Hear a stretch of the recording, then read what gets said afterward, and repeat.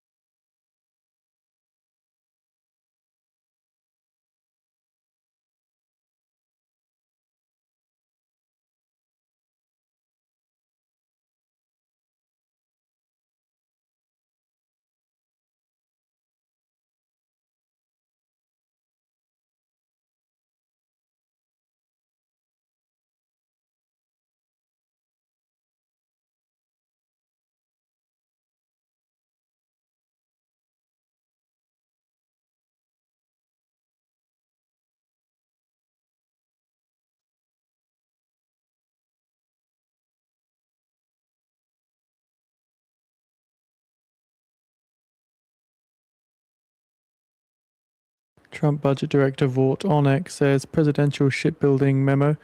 Here are two main reasons. One, the Ford class is too costly and takes too long to build.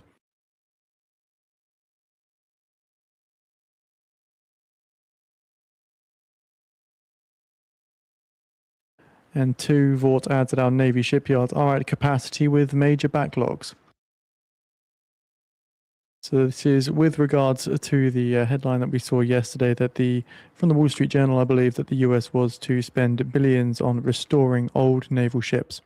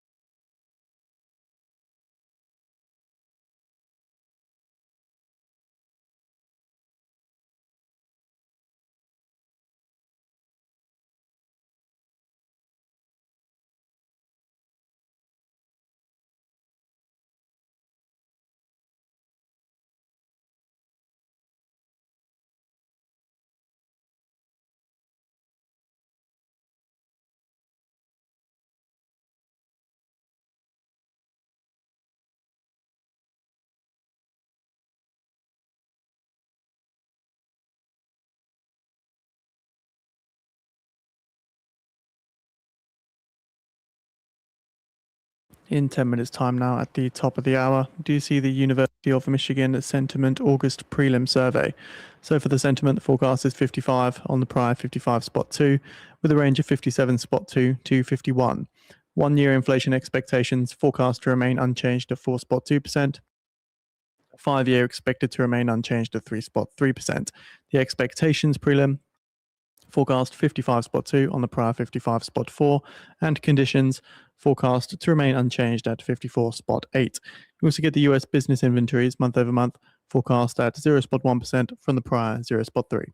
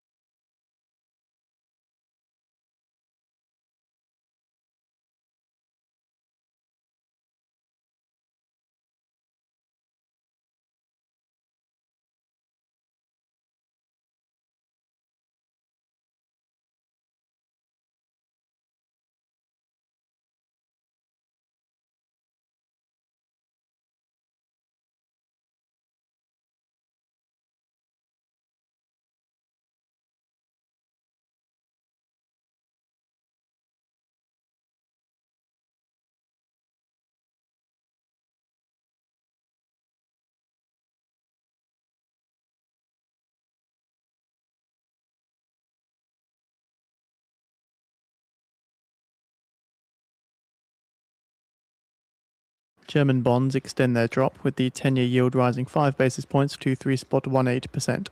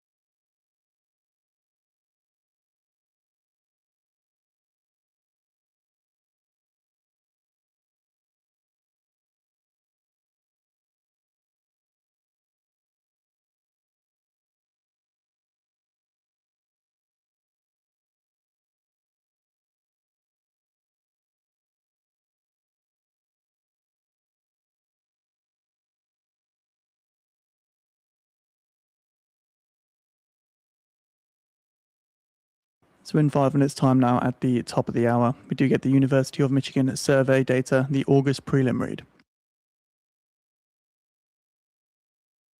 Sentiment forecasted 55 from the prior 55 spot 2, with a range of 57 spot 2 to 51 expected. 1-year inflation forecast to remain unchanged at 4 spot 2%. 5-year inflation expectations also forecast to remain unchanged at 3 spot 3%. US University of Michigan expectations forecasted 55 spot 2 from the prior 55 spot 4, and conditions forecast to remain unchanged at 54 spot 8. We also get the US business inventories data for the month of June, forecast 0 spot 1% from the prior 0 spot 3.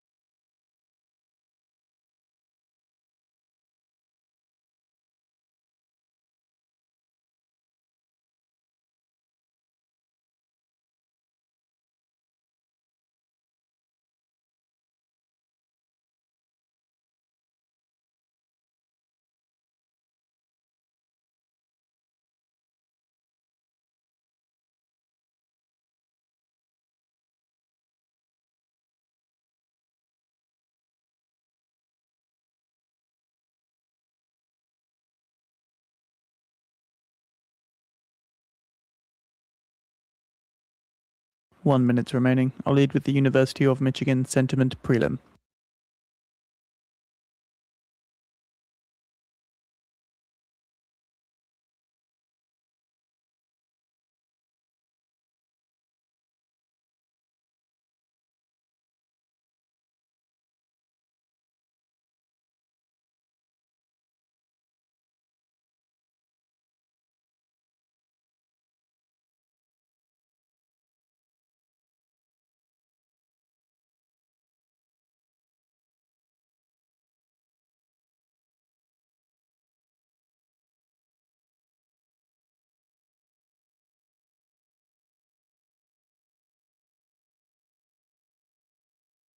Ten seconds.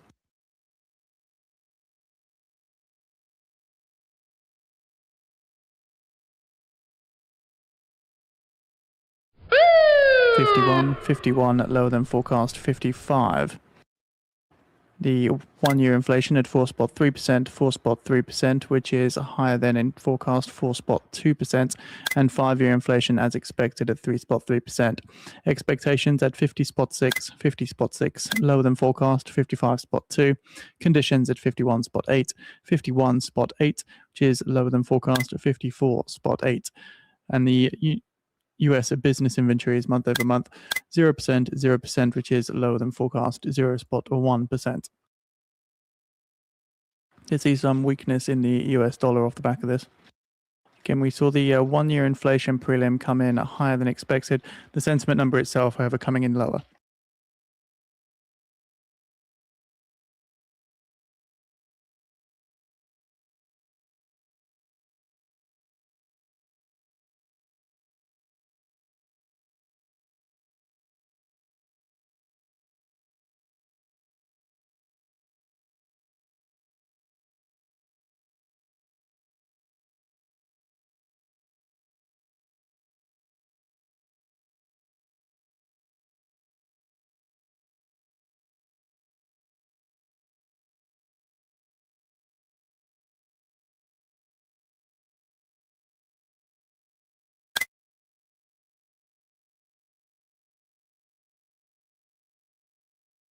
We have posted the University of Michigan Sentiment Survey August prelim report on the feed for those interested.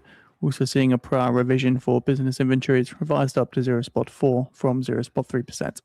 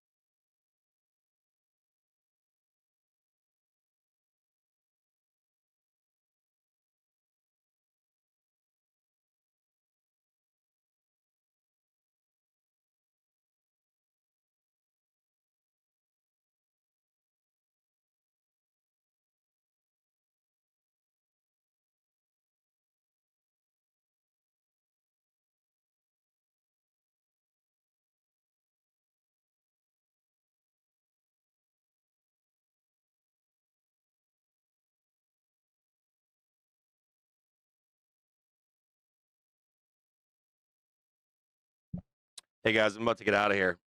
I'm on my way to the surgeon right now. They pushed me off just a bit, but hold on here, guys. There could be like stalling in here before we go up. Like just stall this down here and then whammo. Matter of fact, I should draw that in. Should draw that in right there.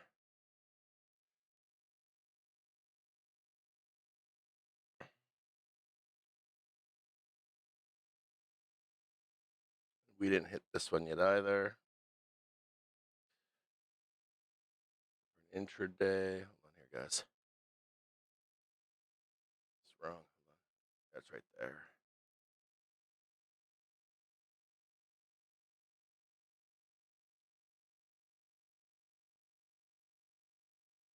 You don't need to worry about that right now. You guys don't need to know any of that. Only thing you need to know here.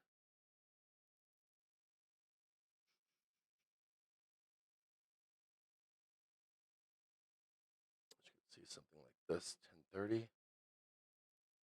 12:30 over there. Where's 12:30? There.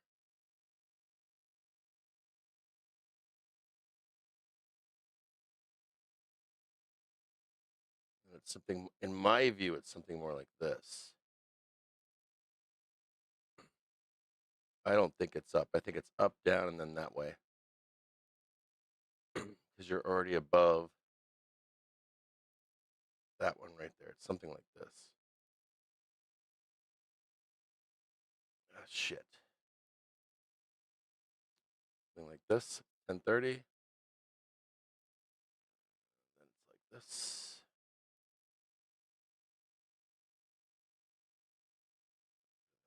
Oh. Whee!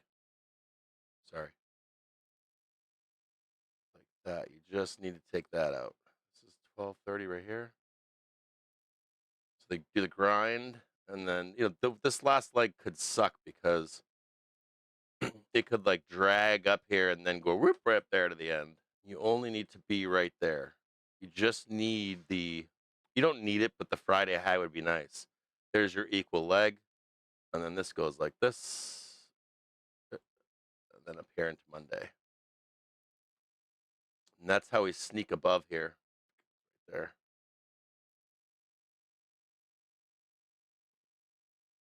Something like that. Something like this right here. There's a 1, there's a 2.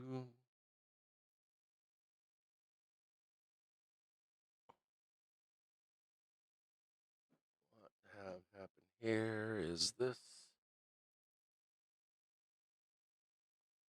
This is 10:30. Back. This should fail too, just by a tick. That would send this down here to 12:30, and then they sneak it right back up in here. Where am I? Right over there. Just like that.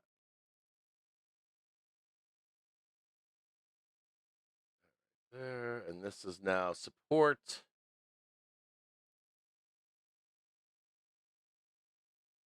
We're above it.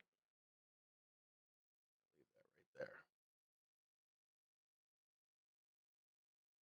This one's right here.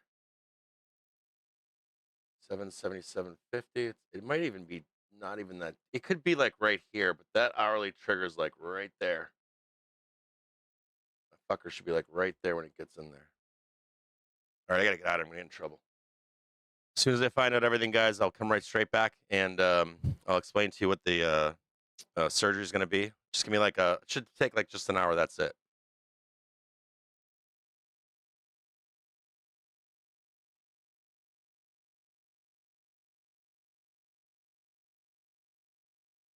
See that block right there?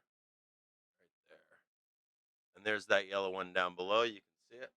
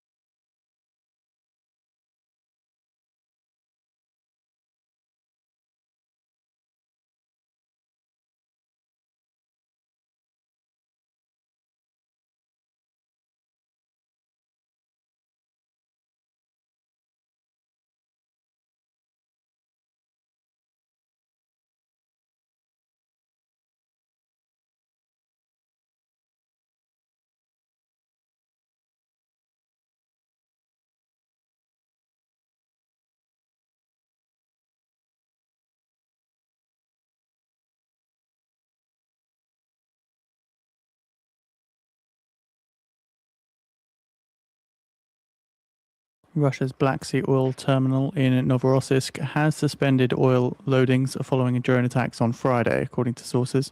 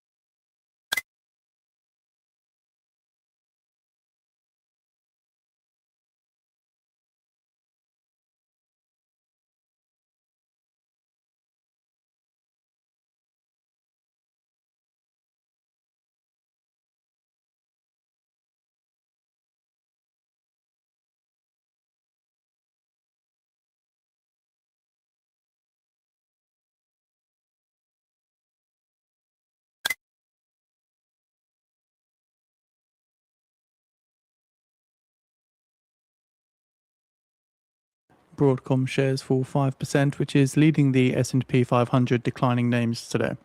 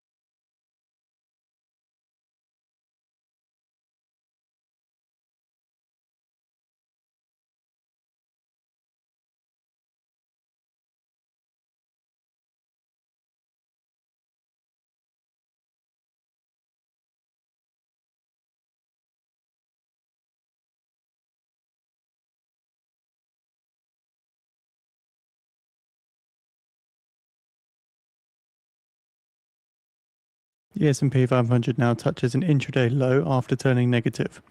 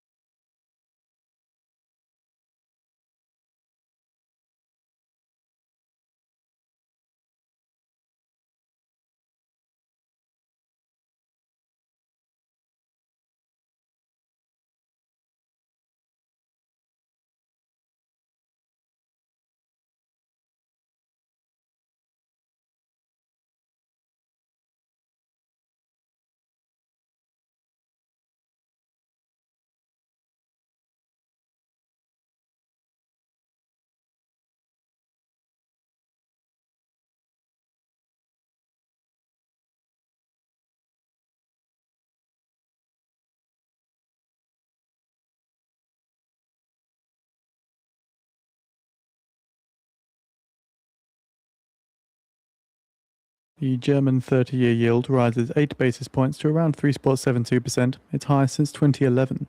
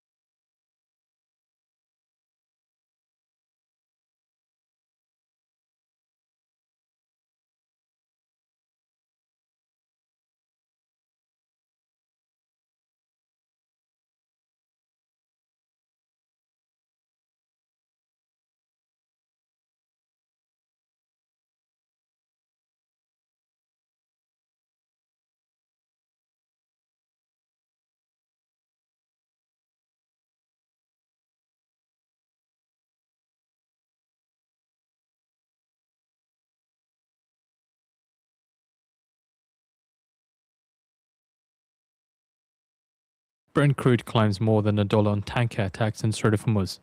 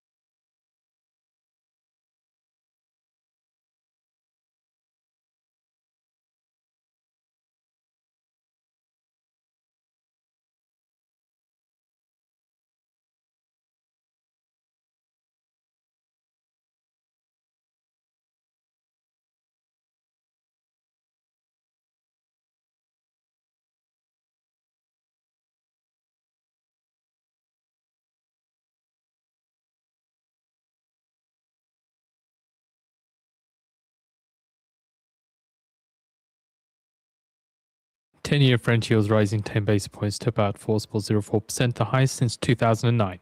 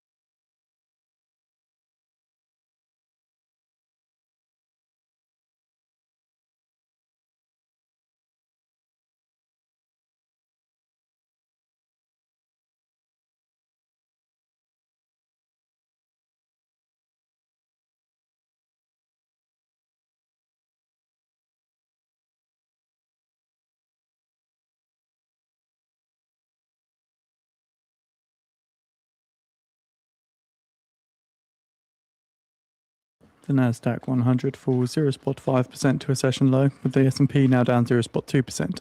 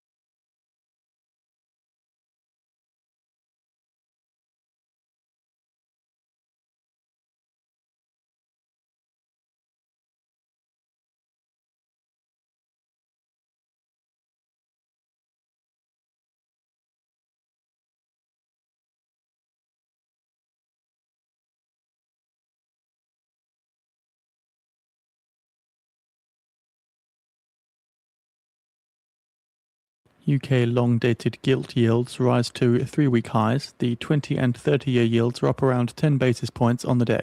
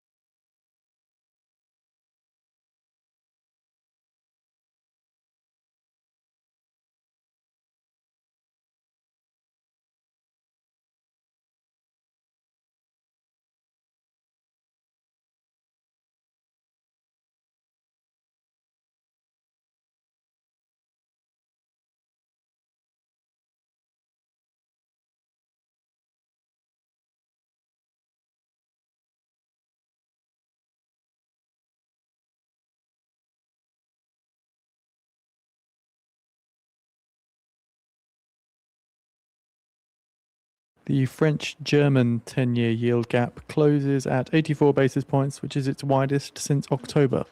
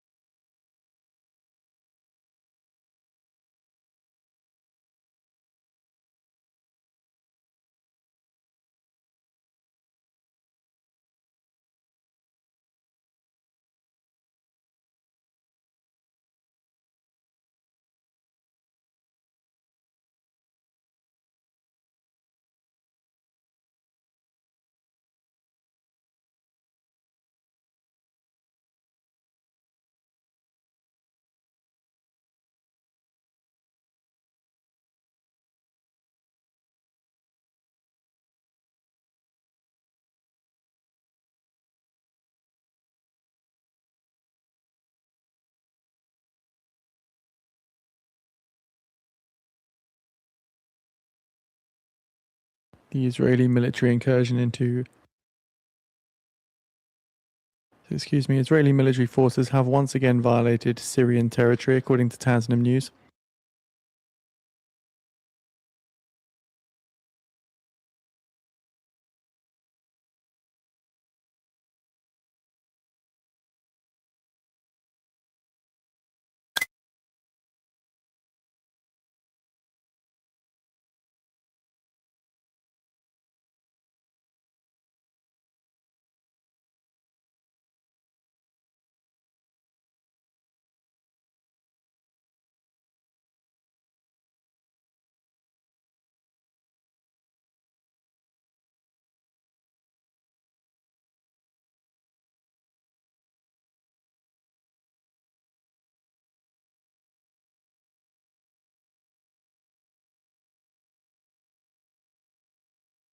Tasnim News add that after a ground incursion into the outskirts of the Quneitra in southern Syria, Israeli soldiers set up a checkpoint and began inspecting Syrian citizens.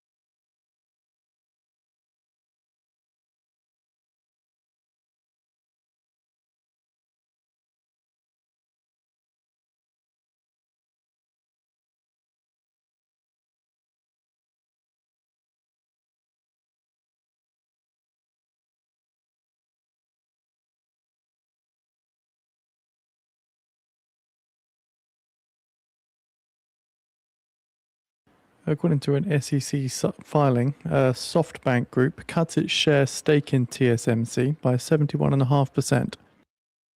That's to 565,000 sponsored ads.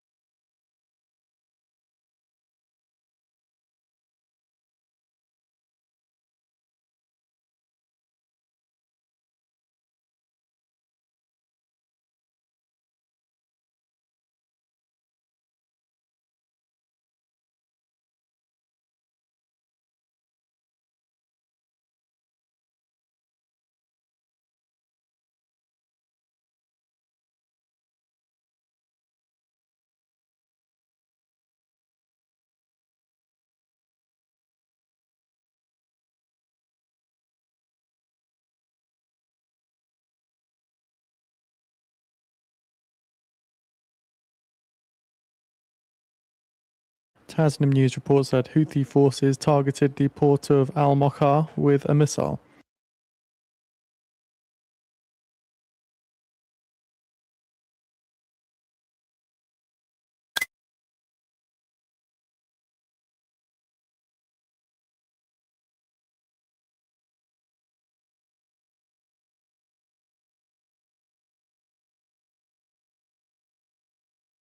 So we are seeing a text release here from Fed's Goolsby. It says US GDP and labour market are basically stable.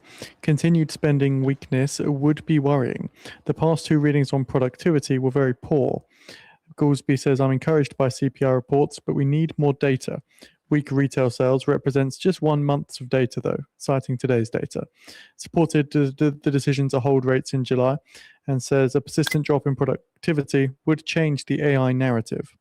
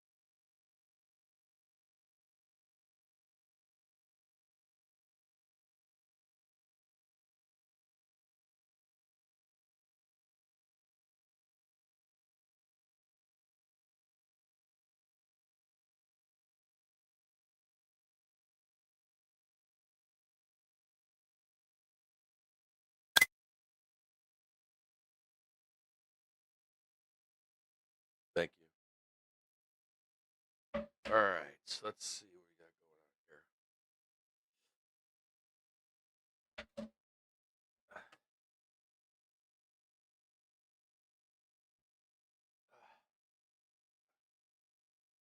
I feel like my butt is like just like hands in my ass every fucking 3 to 5 days. According to the Globe, Canada and the US discuss critical minerals and defense in talks. We just want to stick our fingers up. So Canada's Anand posts on X. Why is that so bright? Normally that bright. Maybe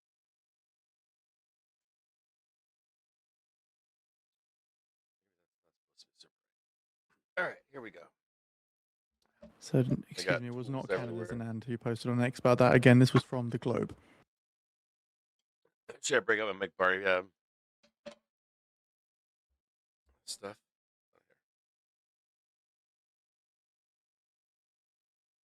All right, hold on. Let's go. We're almost there. Everything's crap right now. I gotta stop. I can't look at that right now either.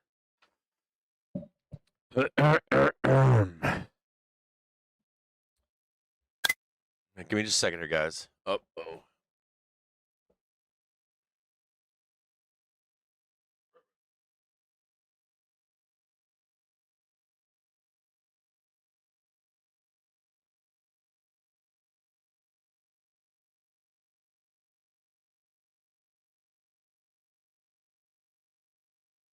right.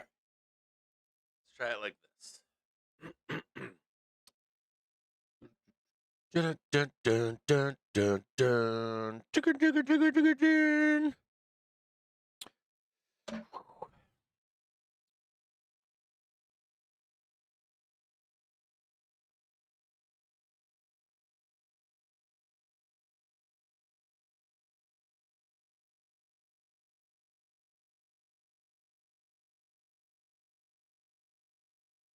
Jingle jangle. Jingle jangle. What's going on out there? How's everybody doing?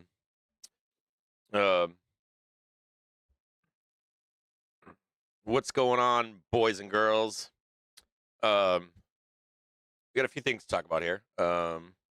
Check 1 2. Check 1 2. Okay. We should start at the top or something like that. I probably need to get my bearings a little bit here, but it's not. I think I talked about this on Twitter this morning and said some things inside the Discord about this. And I was looking at this yesterday, and let me just show it to you. So, what I did yesterday was I looked before we had this price action here today. I looked at the week. I looked at the weekly candle here, right? And when I looked at it yesterday, the only thing I thought to myself was like, there's nowhere to go up. We need the new not all-time high, but a new high would be nice for Friday. But we only really need the week to turn green. So my thesis last night was we should sell off this morning. And the market doesn't need to do it. Like, the market doesn't have to do anything. Like, as of yesterday close, the market didn't really have a lot to do. I think that's the top line. Like, you want to top line it? There was nothing for the market to do today, except for go down.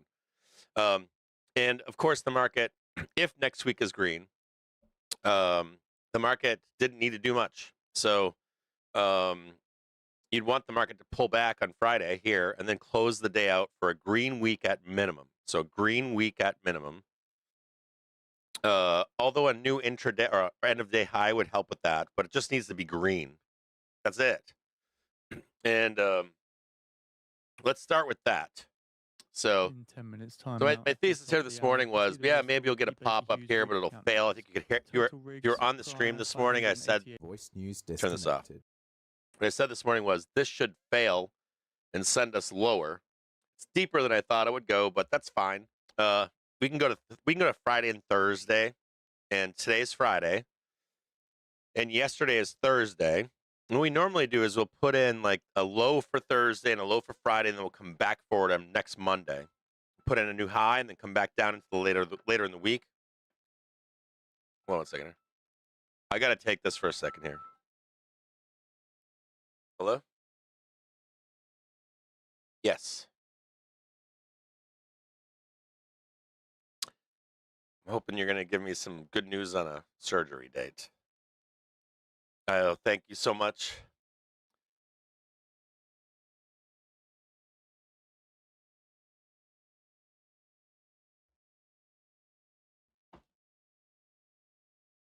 $4 p.m.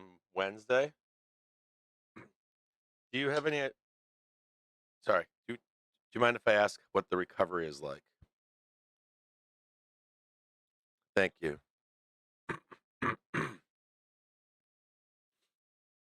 For like going back to work and stuff.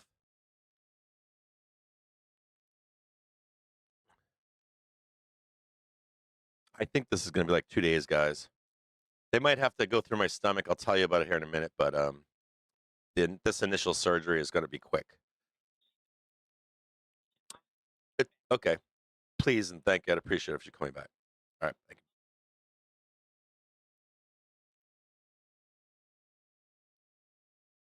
you. Nichols Prep. Okay. All right. Okay. I don't know. Can I give you? Can I hand you off to someone to? Okay. Thanks. Hold on.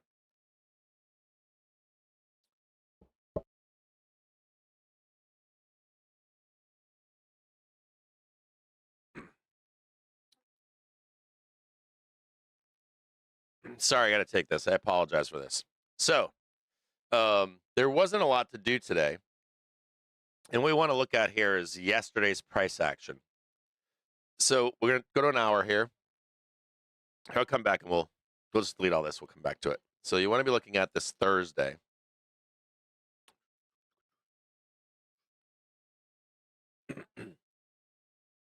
And here is the Thursday price action. Do you guys see this? And what you're trying to do is we're not there yet, but next week, if we have a green week and then we go next week and put a new high, let's say on Monday, we'll normally retrace the Friday or Thursday prior. Okay. And then another thing we can retrace too is potentially the prior month. But that's usually the closer we get to like the 20th. We should do that, not right now at this moment. So you want to be just checking this. See this Thursday right here? There's this. Here it is. There's 10 a.m. right here. Right there. And normally, like if let's say we close green today, if we closed on a weekly, if we're green at the end of the day or something like that, you'd come back and you would test the Friday and Thursday low. Does that make sense? So let's say let me explain it better here. But you see this Thursday right here, right? And your Friday low, you could come back next week to test the low on Friday.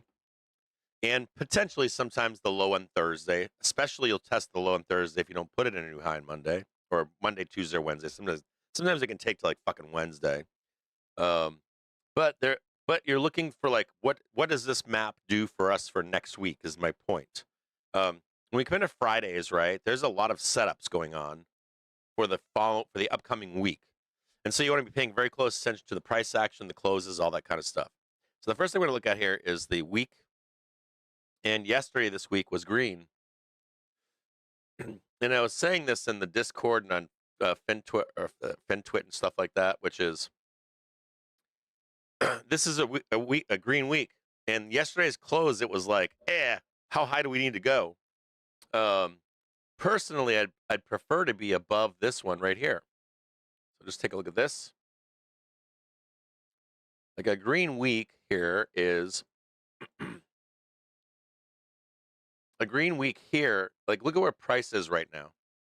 This is exactly what I was thinking yesterday. It's like in this morning and last night and stuff. So when you look at where price is currently, right?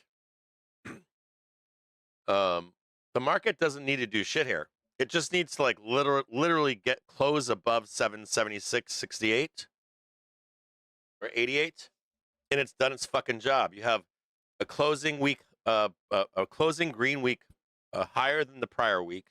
The week is green.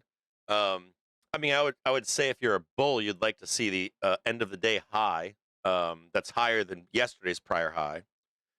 But the market doesn't need to do shit here. Like, it doesn't have to do a fucking thing. I'm not like, I shouldn't say the F word, but like it could just like climb its way back up, stop right here, do nothing, and then like Monday we swing up and get the new high right there. Bam. Does that make sense?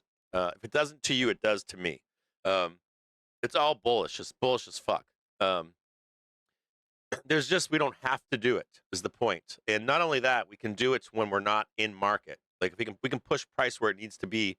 We can't do that in cash market. We do it in after hours, pre-markets, overnights, weekends, stuff like that. Plus dealers don't have to pay you. Like dealers are like, what did I have to do this week? Or we're going up. What did I have to do? I got a green week check, and I got a higher high for the prior week on a weekly basis. Yeah, would it be nicer to get like the higher high from yesterday's high? Sure, but then we leave behind the lows of Thursday and Friday for this week, and it's the onus then becomes if we have buying begets buying and selling begets selling. We're really looking for, like, depending on where we close today, we'll set up the expectations for next week. And so this morning, I was looking at the market yesterday at the close, and then I was last night, and I was looking at this morning before the market opened, and I was like, we're gonna fucking sell. Like, there's just no need to go higher. So, we're fine right now. So let's look at this really quick. This is like, we don't need to do shit. Like literally, we could close at 776.89, and we've done everything that needs to be done. That's like everything's been done, and it's another green fucking week. So, and there's another argument here too, which is this one right here. Yeah, that's kind of fine too. That's kind of fine.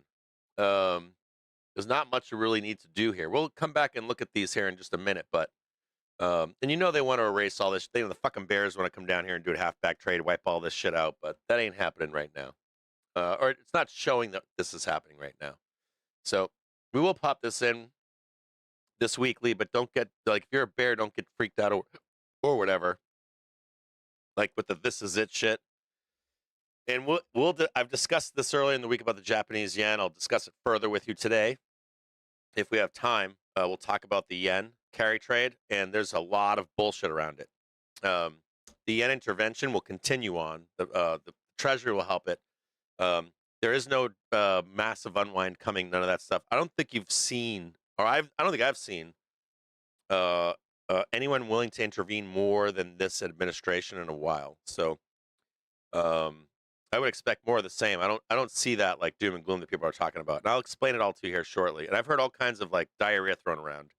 Like, what if or Saudi Arabia was going to remove all their bonds, and what if people start selling bonds and all that kind of shit? And it's just all pure fucking nonsense. And that leads me kind of into retail sales this morning. Now, I only had a brief moment to look at retail sales this morning, but I did go to the Fred. And of course, I read the news this morning, and they say retail sales was bad. And it's not bad. It's in line. We'll discuss that today. I'll explain it better to you today. But retail sales are fine right now. We would need to break trend on a month-to-month basis, which we didn't. We would need to put together 2-3 months of a trend change. So this is just like the weekend, month in, month out stuff where the news picks up on it and they want to do the bleed. Like because our last retail sales were like this. Like if this is trend on retail sales, this is actually trend right now. It's like vertical. An overall trend is like this. So we came back into our main trend. We now had this morning the report broken that trend. That would be ugly. But we're still in trend right now on a 3, a 6, and a year basis. So we get these reports some reports are weekly, some are monthly. You start breaking a trend on a monthly report, or you put 2 or 3 months of those together. That's a bad retail sales. But when you look overall from what I could see this morning, retail sales were fine. They're perfectly fine, especially the fact that they've been ramping just like this, like fucking vertical. They've been going literally vertical. So we're just back in line right now. And you know, I'll give you another example of this. This is like inflation. Inflation, the argument is it's coming down, but it's not. It's still going up. It's just in line while it's still going up. Does that make sense? Like if inflation had actually like broken down here, I would say yeah, maybe inflation's coming down, but it's literally just like right here, and it's still heading up to the 4.8 or whatever. So you got to be careful with how data is presented, manipulated, pushed on you. They need a story to sell the sizzle. And retail sales look just fine right now. I looked at the Fed this morning while I was at the doctor's office. I was looking to see if there was any kind of like doom and gloom. There isn't. It's of course you'll hear it regurgitated. Retail sales was bad. I read the articles. I went on the internet just to check. Even Reuters was pushing that narrative. They weren't. Let me explain this a little bit better to you. Because as an example, this is really what PPI looks like. Like we have a year trend on PPI. Not PPI, excuse me. Yeah, it's PPI, I think. But your month to month reports are like this. They're like this. So what you're getting is this is the white is your trend, right, over the course of a year. And so you ever see that meme where the bear goes, "Please just look at the chart," you know, like look at the chart. And I'm like, yeah, I do look at the chart. And like when you're like, so what you get is like you get a news story that says like, oh my God, PPI is cranking. And then you get another one down here that's like, you know, PPI is burning right now, right? PPI is cranking. PPI is burning, right? This is your weekend or your month in, month out stuff. But in fact, you're staying on trend. And like you can use this for you can use this if a chart's going down over time or up over time. You can't really start saying like, oh my God, this is bad unless it was something like this. Like you break trend, come back up here, and then you're breaking trend down here. And then before you know it, it's like, uh-oh. And then this line begins to get dragged or sucked down, right? And we didn't do this with retail sales, is my point. And retail sales don't look like this chart here, but do you get my gist here? So like what happens is you can't really, like, not you can't, but you have to then go into your monthly reports and look to see if there was something like way out of line, or there was multiple months of something way out of line, where you can begin to say, this is bad. Does that make sense? Hopefully it does, because I know a lot of you will say things like, well, if it was bad, why are we going up? Or if it's, you know, it's good, why are we going down? It doesn't have to do with retail sales. Does that make sense? You can disclude that. You can say, it's not retail sales, not this, not that. And you really want to be paying attention to if it does happen like that, you know, because when it does, it's fucking ugly. Like if you literally like come out of this trend right here, if you're like down here, it's bad. And then you'll wait for your next month. Oh my God, it's bad again. And then people really start freaking the fuck out. They're like, oh shit, that's 2 bad reads. And then you get a read that's like up here, you know, or like right in here. And these next month ones, they're lower than this one up here. Then you start questioning, and all of a sudden you're putting together like 4 or 5 retail sales. And retail sales can be a leading indicator of a slowdown in the economy. One of the best, believe it or not. Durable goods too, but retail sales is one of the best. So you'll hear things like people talking like, oh my God, we're looking at a slowdown on a report that was basically in line. Like that the report was in line from what I could see. And I had to bounce through, of course, like a bunch of sub retail sales, and I went through them, but I have to put them together or whatever and take a look at them. And I went to go see if Wolf wrote anything. He has not yet. He's going to tell you it's fine too. I'll give it a 95% chance. Whatever article Wolf writes on retail sales, it says, it's just in line. You're good. So you gotta watch out for the spin. You gotta watch out for the selling steak and selling fucking blood. And if it has blood, you let it lead. And this sometimes can get good reactions, like knee-jerk reactions up, knee-jerk reactions down, but it's not what is going on. If that makes any fucking sense. It's just a source for volatility intraday. That's it. Or no. In this case, sometimes it is not knee-jerk. It's material to the market. This report is not material to the market.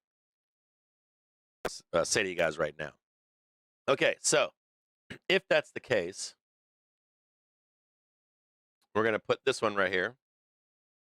You know this is the Bears want, right? Bears like want this so bad. I don't think they can get this until like I talk about time, like you have time or price, and you have windows in time for price to move. And there's once you go through a time window, if price hasn't moved, you then go to a new time period where price has the ability to move somewhere else. So I don't think you can unclench from retail sales. And no, the fucking yen bullshit carry trade. I'll go through that with you later today. You cannot do that either right now. What if you had something that could potentially unclench us? I would be looking more towards Vixpiration. And that's the one that I would be like, like where are we right now, and where is the VIX right now? And maybe potentially J-hole, but that would be more like profit taking. So if you're a bear out there and you're looking for that big trade down to either trade the half on this or even sweep the entire thing to get back down we were, I would posit to you that this move higher is potentially an attempt. If we can't get it above this big, because the call sellers do not want us going above. What's that line that I had? Hold on a second here. I had a line in this chart yesterday where it was, I think it was like right here. This is where the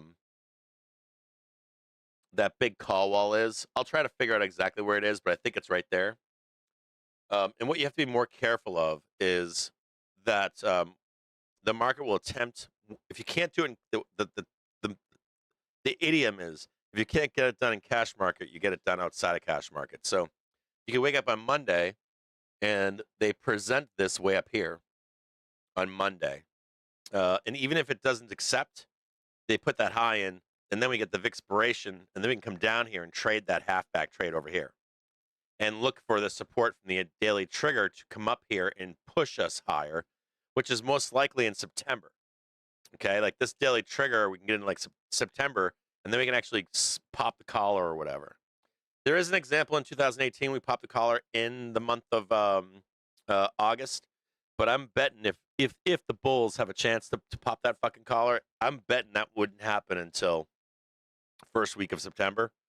And we can make many attempts to do that as well. We can and you have certain windows to do that. Like I was telling you the other day, I was like, maybe we can get a dump on inflation.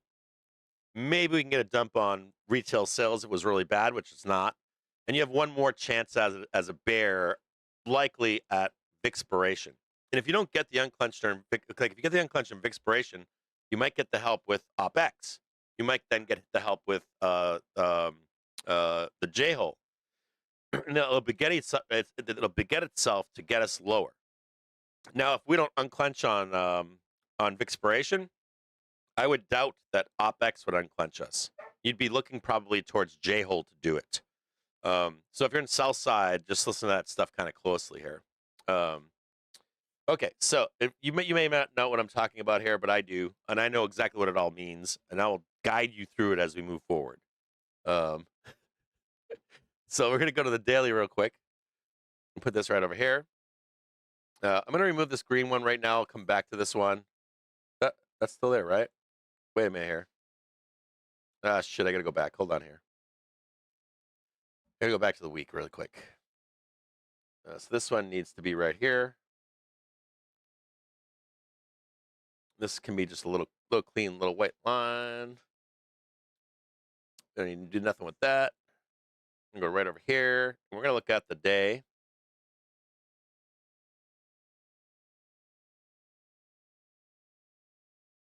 Put that right there.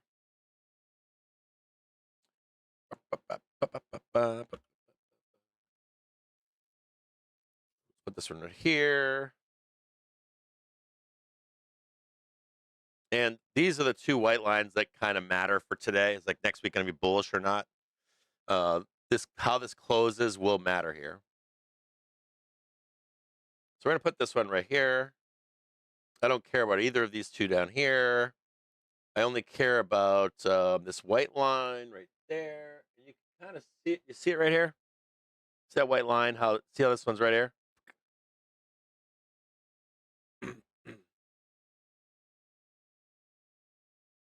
Four. This is the one we got to watch out for. This 4. This is like the bulls have a green week right now. You could trade this all the way down here, and that it will still be green. So this one right here.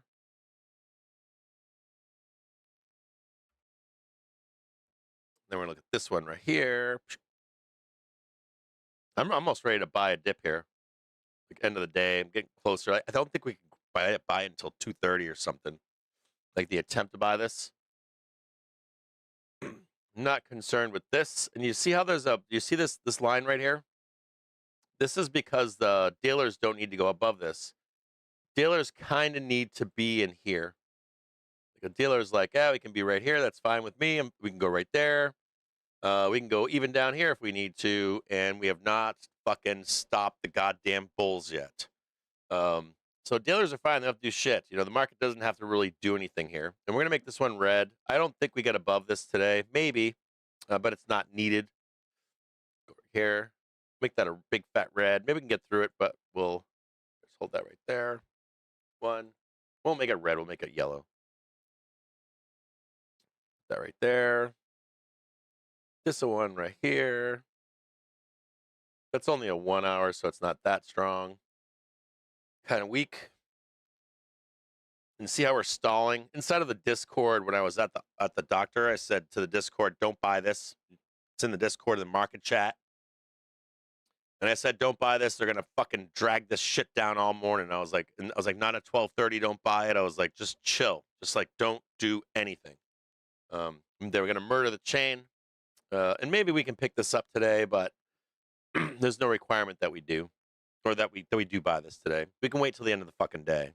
So we're perfectly where we should be. Let's take a look at this like this. A peek down here. And we're gonna look just like this. You got 1, 2, 3, 4, and 5-0. And look at this. This 5-0 could go down here. That's like 1, 2, 3, 4, and 5. It's a little long for a 5 there, but maybe like here.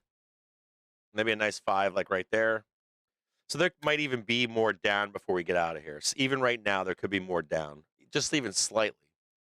Let's look at where the... Let's look at where what? The pivots are. And you see this little pivot down here. There's a S1 down here. Like I could see like this. Like 1, 2, 3, and then one more sweep down here and then out of here. Something like this.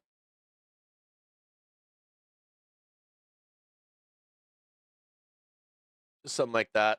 So you got 1, 2, 3 recovery, back down again for that final low down here. And you're like you see how it's like 1600 down here? So it could be something like this. That's a little high, I think. That would be okay. Then try to bury this close if possible. We're 1600, 1500, right in here. Like right there. It might take that long. Then they let this thing fucking fly up here into Monday. We could break out of this too. I don't mind breaking out of here, but just so you can see it. Oop, right there. And notice that like you're still a green week. You know, you're not doing anything wrong here. It gives us time to buy a fucking dip for Monday print. And why? Because if we can squeeze balls up into Vixpiration, and if we can unclench Vixpiration, we can jackknife down. So you come back into like Tuesday over here. Go down here. So we end up having in here is over there, puts in an hour.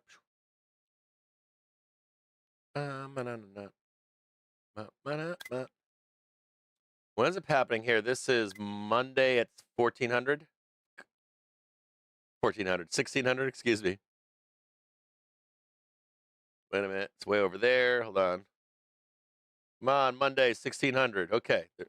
And we can even do it here. There's Tuesday, 4, 5, 6, 7, 8, 9. Come on. Sorry. And this is what I really want to show you. Like, you could come up here, all the way up here on Monday. Whoop, right there. Or even higher. So we can even go higher, believe it or not. And let me show you that. It's right here. Right there. See it? So it's right there. That's your 780. And there's another problem here. So when you come back to your Vixpiration, this is Vixpiration morning. I would step out of the market. Listen to me closely. Step out of the market because they can jackknife us straight down. Whammo. Right to the bell. So that right there, you're like, oh, Cap, that's not going to happen. I promise you, we can do that easy. Like in one fell swoop in a day, just drop this whole fucking thing straight down. Like Vixpiration, do not mess with it. It normally comes on the day of Vixpiration, and Vixpiration is in line or in front running, is being front run, which is awesome. Whenever Vix comes after OpX, it gets kind of weird. But this month in particular, we get Vixpiration, then OpX. So I would not be shocked to see a trade down here on that Tuesday. And what does that do is it brings up, you see how we're back in line over here? Right there. See it? So that's your close. And what are we setting up in here? We're setting up a bear flag, right? So this one right here. Hold on. This goes something like this. And now this is a more complete picture now, right? For everybody, you guys can all see this, a more complete picture. So like down here, up here, Vixpiration rocks us down. And then of course, a bear would want what? OpX to then do the rest of the work and to get down to all this stuff over here. And look what's waiting for us over here. The daily trigger. Shocker, right? And your daily trigger is now heading up over here. Kind of like, hold on here. Come on. This is your daily trigger. And look what's on Friday. Shocker. I'm like shocked at this, right? You shouldn't be shocked at this, by the way. Do you see how that daily trigger is right on OpX? Right on OpX, like literally. So what ends up happening is you get the unclench from Vixpiration, right? You kind of like stall in here and then right down there. There's your Vixie. Does that make sense? And all of a sudden you've wrapped up OpX, right? And then what are we doing? We've got right in here. This is J-hole. And then all of a sudden you got, Moran, and you get everybody saying everything's gonna be fine over here, bros. And we really don't know what's gonna happen in here yet. But there's something else fascinating about this, which is what? Like I'm gonna tell you guys something. Like I would love to see something like this. Like come in on Monday from OpX, right? Watch this closely. Up here in a Monday into OpX, right? Maybe one more leg down over here. You remember when I said to you might not be able to break out until post end of month? So they could come back down in here for the end of month end, and then it's wham, straight up. Now, there are other outcomes here. Like you come up into here, and we, instead of Vixpiration down, Vixpiration up. We can do that too. Vixpiration is an unclench. Sometimes the unclench goes up, not down. So there is a potential for us to start mooning. And 2018 is a pretty good example of that. If you look, we popped the collar actually at the end of the month in August, not September. I'm using this example from 2025, and you can actually see it right here. Wham, there's your equal leg, and then wham right there. There's your leg right here. See it? Big W, right? But wings, wing on wings, Batman. You guys get what I'm saying? I kind of like this outcome the better. I like this outcome the best, I think. One reason I like that is because kind of like the idea of like coming back down to the end of the month. Here's the end of the month. Like stall it right in here. And then we're finally back up there again. Something just like that.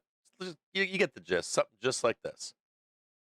And there's your BAMO, and now you're up here 785. And now you can actually escape. And now you can pop the collar. You can trade your 780 and whatever, and they're gonna come in and try, and maybe even your 800. I think they're gonna sell you down here. I think they're gonna come out like sometime in September. They're going to attempt in here to sell us for the fall. Probably around the 12th. So like you have spot up, vol up in here, let's say. And then the bears come out to fucking feast. I really think they're gonna come in here at like 798 or 798. They're gonna come in like ramming you and me and whatever. And I personally think it's very dangerous in here. I think that this corrective move could be down to the 20s. By October or whatever. And this is where it's most fascinating. See over here? This is your 720. I just want to show you this. That's this one right here.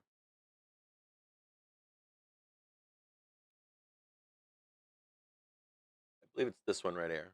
And you got some gaps down here too to close. So 716 is possible. But I'm going to show you where it's at. It goes all the way over here. Whoop.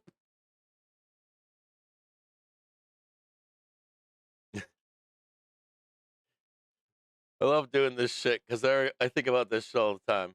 And there's finally your weekly. See your weekly over here? Out of there for a minute. There.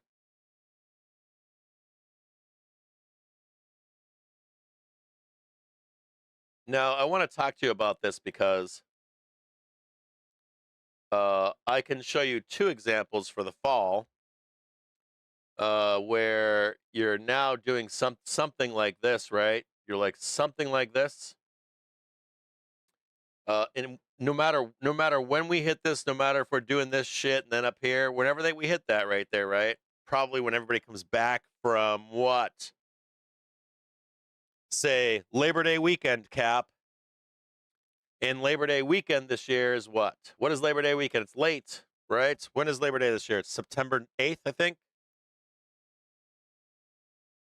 So is this Monday maybe? Right there, Tuesday? Right there. Bam, the 8th, right? So they sneak this thing up here, right? So bammo, you're up here, and they come back on that Tuesday. And what does the street do? They fucking unload. Wham, right? Back down here, right? Bam, right down there.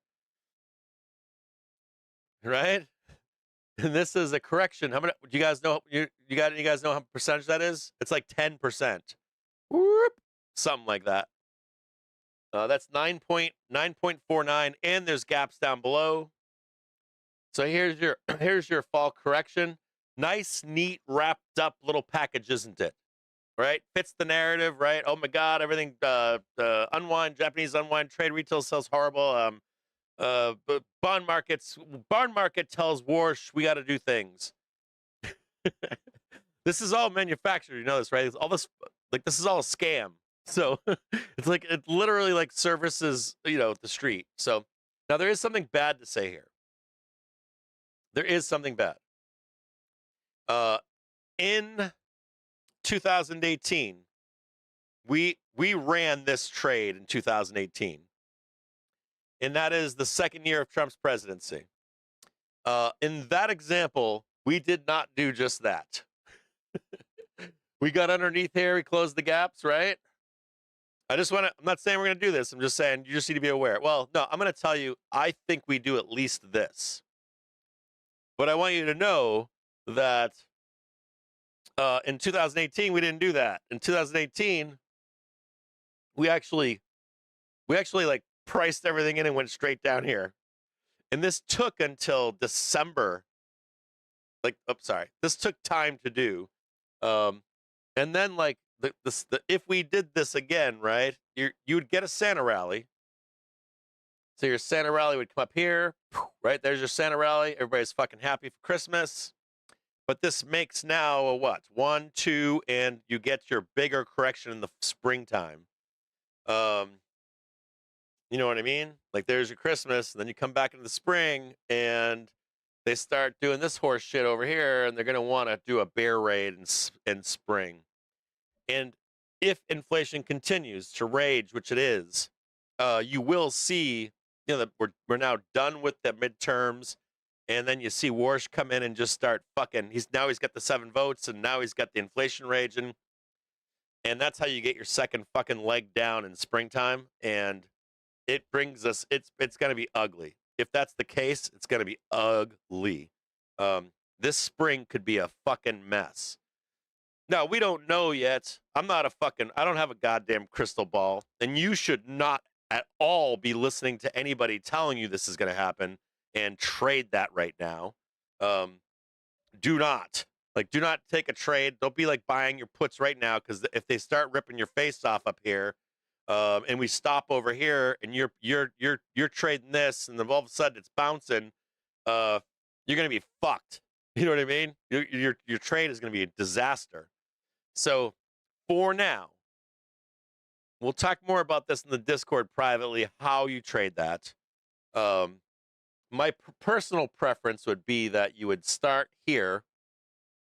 If we're on this fucking cranking up high up here, I would be trying to trade this level, and then I would get off the trade, and then if we start rejecting and start doing this other bullshit down here, we don't recover, I would take that trade next. So you split the trades up, and then if you want the second leg down, you're still gonna have to come back again in the fucking January to do it again. But whatever you do not say, oh my God, we're gonna crash. Like, I'm betting puts right now, because what they'll do is they'll reprice those fucking puts up here. And then if they stop it here to go back up again, your shit will be on fire. I've already looked at the fucking puts for like December. I fucking scoured that whole entire chain, and no one's on that trade yet. Everyone knows you got to wait for that squeeze up there, and they're waiting for us.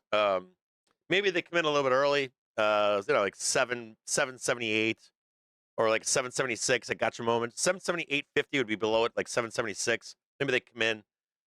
Excuse me, 796. Maybe they come in at 796, and that's like, booyah, I got you, bull. I would consider hedging at that point. Like, if we're at like 796, I'd be getting the fuck out, taking your winnings, and I'd be looking for some hedges.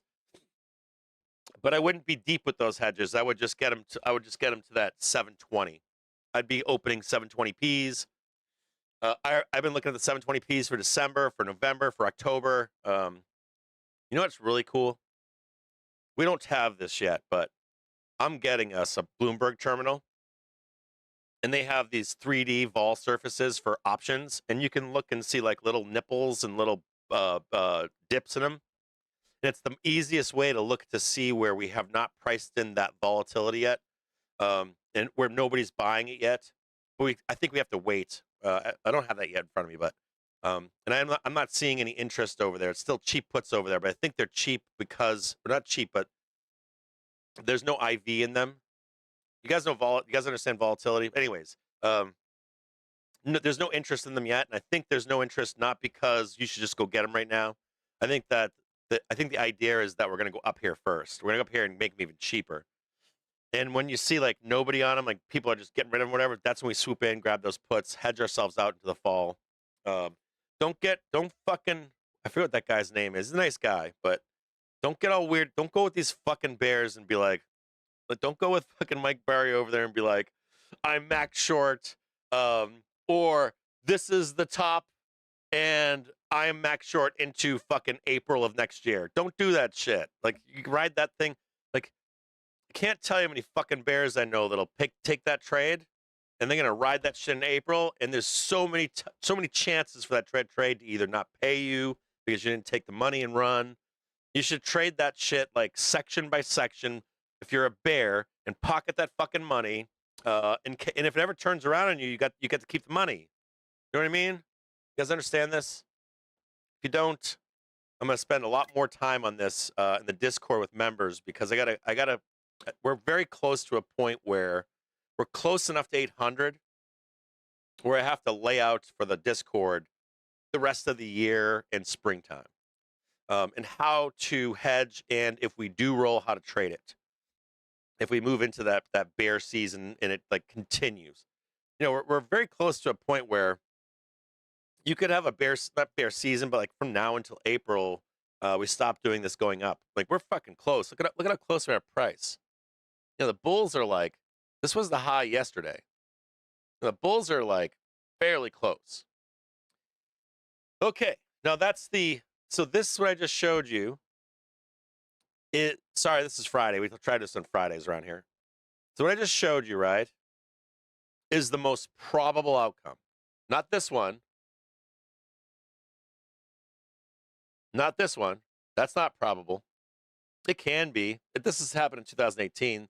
The most probable outcome is that we do this right here. And we actually go up into end of the year. Whoop, right up here, end of the year. At least hit 800 maybe, 820 potentially. That's the most probable outcome. Okay, but I need you to see everything. I need you to see like the outcome from 2018. I need you to see the most probable outcome. That right there is the most probable outcome. There is another outcome, another outside the range outcome. And that would be if we begin to break up here and you get some more bullshit from I say like bullshit from Trump. A fucking Democrat would do this too. It's not just Democrats. No sitting politician wants to go into an election season and lose their seat. It doesn't matter what party they're from. This is why nobody cares about inflation right now. It's why nobody cares about fucking unemployment's good, deficit, debt. It's why you see Best intervening. It's why you see like no one's willing to even entertain this until we get past the election. So there was another outcome here, which is in 2018, before that big roll, we actually went moon. Like we just ground up until like October. I think it was October 3rd before we had that big crash. So there is another outcome here of us going up, and like if we come up here, these guys they take the swipe at it, right? Bam, hold on. They take the swipe at it over here, right? The 800 crowd. We jackknife down, but the buyers come in and they start buying this thing back up again, and they start wanting to take another look at it at the end of the year. Like you have to understand, excuse me, I'm saying the wrong thing here. It's like, let's say, so you come up here and all of a sudden down there, right? And they're buying this right here. All of a sudden you start talking about things like this end of the year. Whoop, right over there. There's your 820. Another thing that could happen here is we break above this, or we smash up there, come back down. Yeah, I think that's the one I'm talking about right there. And that's your 820 for the end of the year. So I would be like, I'd prefer to sit over here to sell, way up here, and then I would prefer to close it. And then there's this like other trade. I don't think it's going to happen, but I don't even want to say it, but we just grind up in like October. It's more like this. Bam, bam, bam, right? And it's like grind, and then we roll. So we got to watch this up here. This is the key area, man. This is like it right in here. Let's get rid of this. Get rid of that. This is about my viewpoint right now. And then it's something like this. You could potentially argue it's over here. You could potentially say it's like this, just grinding and rolling. But I like this up here. I like coming back and selling. And this could take time, right in there.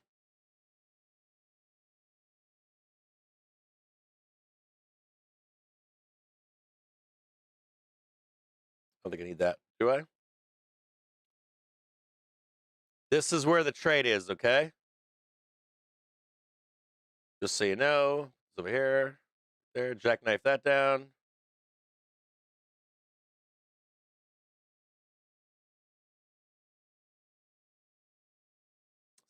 There's your daily trigger.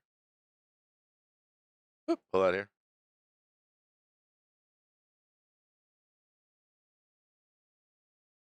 You know, up here, down, down, down. There's your expiration. There's your OPEX. There's your month end, and then whammo. And this beginning of the week, this is this 31st right here? This could actually take in here sometime too.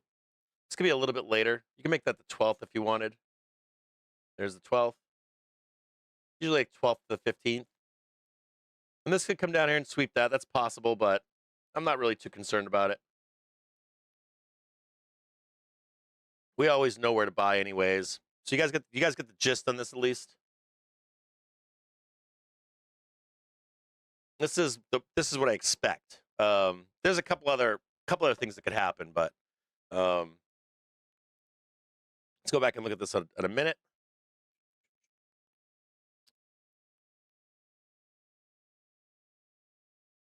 Sorry about that.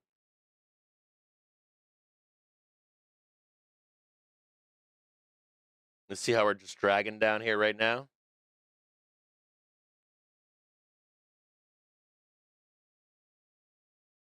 This should be up there. This should be down here. Sorry, it's kind of wonky. And none of this has to happen. I know we're going down here. This is what I'm looking for. Is this? I want to see us go down here.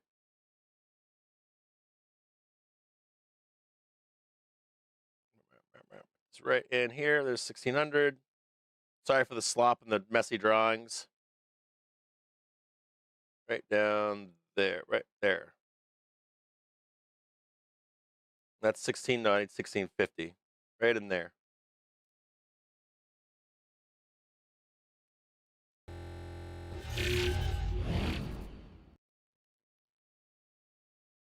That open.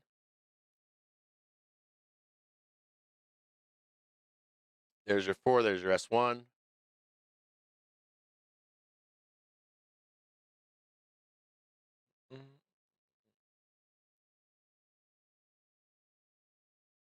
No, I wouldn't be buying. If I was a bull, I wouldn't be buying shit. Maybe at like 350 or something like that. This is like option murder day. Or call murder day, I would say. Dealers do not want these calls going into the money. To me, this price action all day long is like kill the call side, and don't let those things go into the money. So,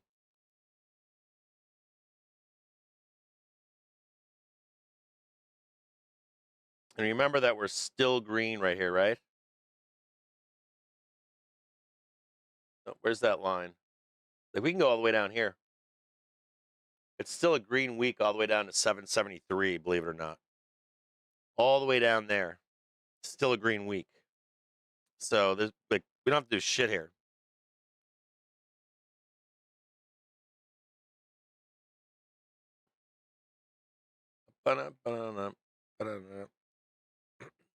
If it turns around at any point, I'll let you know. Any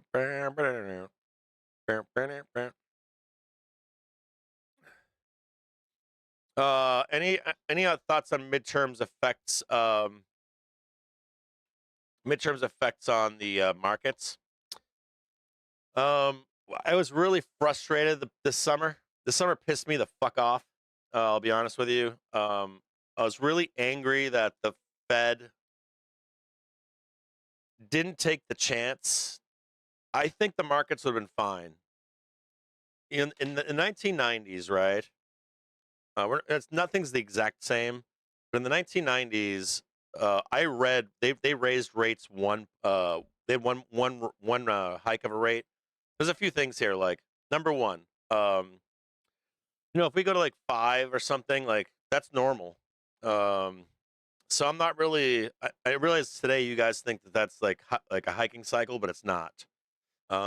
It's normal for our rates to be around 6.5. That's what we were like pre-2008. I think Boris should have fucking said, this is not a hiking cycle. I might throw one hike on for 0.25 or 25 basis points or another 25 basis points. Maybe you get a second one. And then deal with the fallout over the course of a couple weeks, pricing that in, and then get back to business. And then he could have like fucking cut rates for a little bit, and you're like in the frying pan still. I think they're squandering that right now. I'm fucking furious about it because the longer they wait, the more it does turn into a hiking cycle. And I realize that midterms matter. I think they could have still won the midterms. I think they might have even made people happier. I think it was a misstep personally.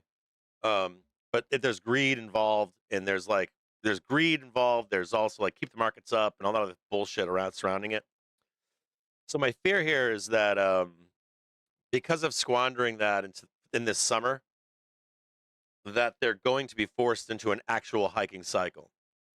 And when I was showing you that downside move there, what it could become is like more glaring that the election is over and now we're forced into a hiking cycle.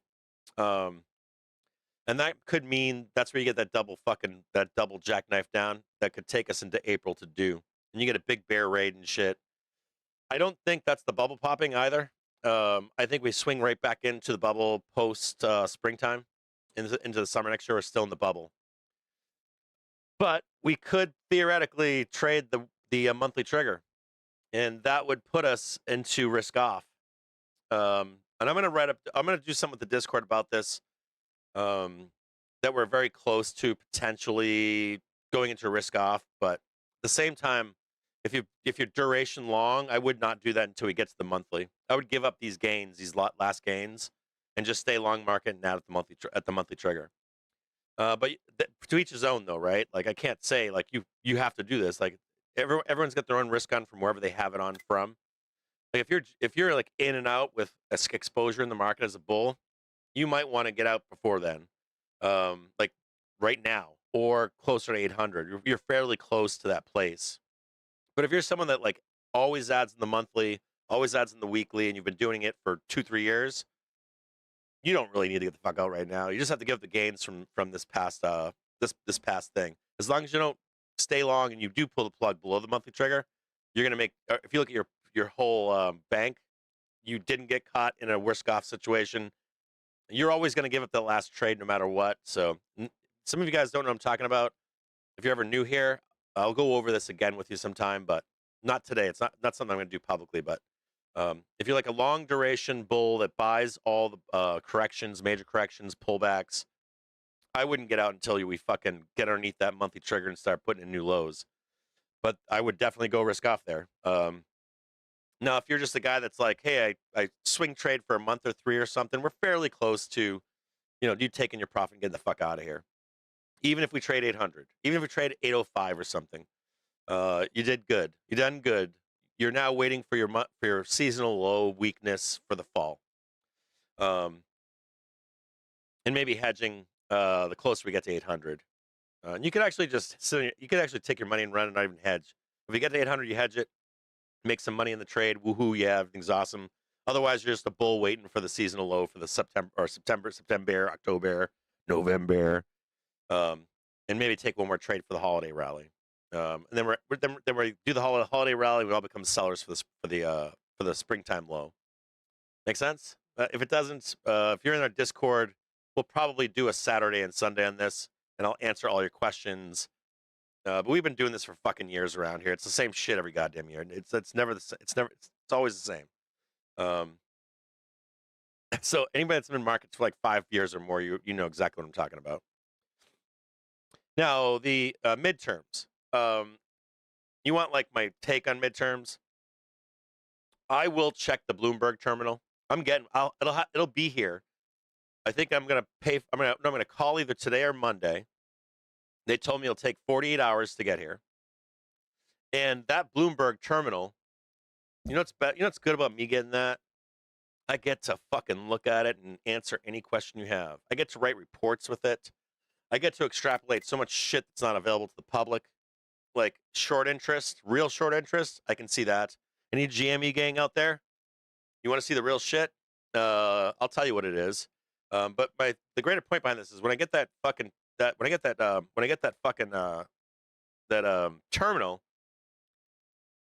the Bloomberg terminal tells you fairly well who they think is going to win. And if it changes, they change the two. Like there was like last summer they had Biden winning, or 2 summers ago, they had Biden winning. Then they had Trump winning. Then they had Kamala winning. Then went back to Trump winning, and that was early summer. And they stuck with that into the election, and they were correct.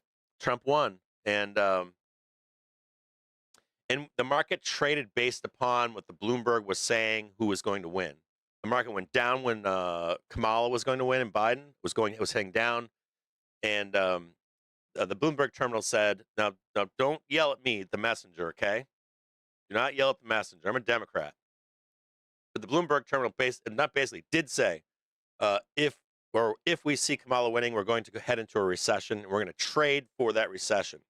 If Trump wins, we are not going to trade that recession. We're going to trade the moon. And as soon as Trump took over from Kamala, our market started ripping fucking faces off into that election. And it was like 6 weeks of just fucking uppies. So whenever I get that fucking terminal, whatever it says, I will tell you. If you want my take on what I think is going to happen, I think the street loves to tie people up. And Trump's been on a rampage of a lame duck presidency, executive orders. I think that the street would prefer him to be tied up too. I'll be honest with you.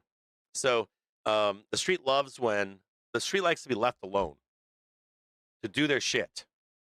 The more change, the more volatile it is. So in my view, the Republicans probably lose the House. I do not still at this point think that the Republicans lose the Senate. I think it'll be a split, and I think that the winning vote will go to the vice president. That's what I think happens. Do I think that sends us into a recession? I don't know.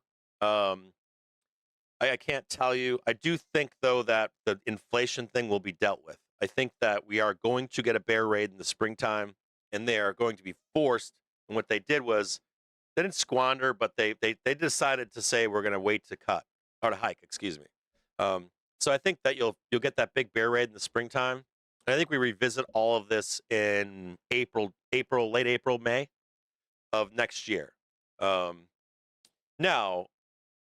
if at any point the Bloomberg terminal says Trump's going to maintain control of the House, the Senate, we will fucking ramp, and we will run inflation hot, and we'll do all that stuff. And it's going to we're not going down. We're not doing that double jackknife down. We'll probably run this thing up in rape and pillage and shit, you know.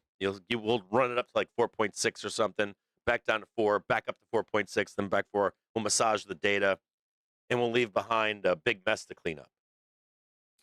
And you dump that shit in the Democrats' hands, right? Which is very common, believe it or not. And I'm not being political there. Just with the pricing cycles and hiking cycles and all that kind of stuff. You can't blame these parties for doing this. And there, some other things here too is like this. And I get some other takes on this stuff. Like, like I traded like Bitcoin, and then I traded pot stocks. Like I traded like actual single stocks, and then I like learned how to trade options and futures and spreads and all this other shit. Right? I never really learned a ton about data, and like a lot of people say they know a lot about data, but they don't, or they're fucking lying. They either don't know what they're talking about, or they're manipulating it for a message or a story. I've spent the last fucking 2 years like trying to figure out data, and I mean like I read about on all of it, and then I go down the rabbit hole. Then I do this, and then I do that. And that's not just the wolf stuff, but like I do my own shit. Like I bought. You guys see I was buying those economic books. Remember I bought like the fourth turning shit, and then I bought the economies from the 1830s, 1860s, turn of the century, presidents, all that kind of shit. I've spent the last 2 years like going through like Federal Reserve, going like everything. And the thing that frightens the fuck out of me is modern presidencies and modern politics and power in our country, I'm shocked at like they're all doing the same shit.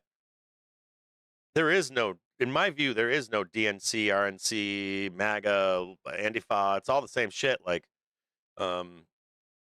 we're on, like, if you look at the economic data, it's all the same shit. It's like same tariffs, same fucking this, same fucking that. And I think that applies to the AI build out too. Like, I think that, like, I'm a Democrat, and I think that I believe that Dems think they're going to get their comeuppance, you know? And I remember when Trump got out of office, there were calls for like investigations and this and that. They let everybody fucking go. And I think the same thing will happen here.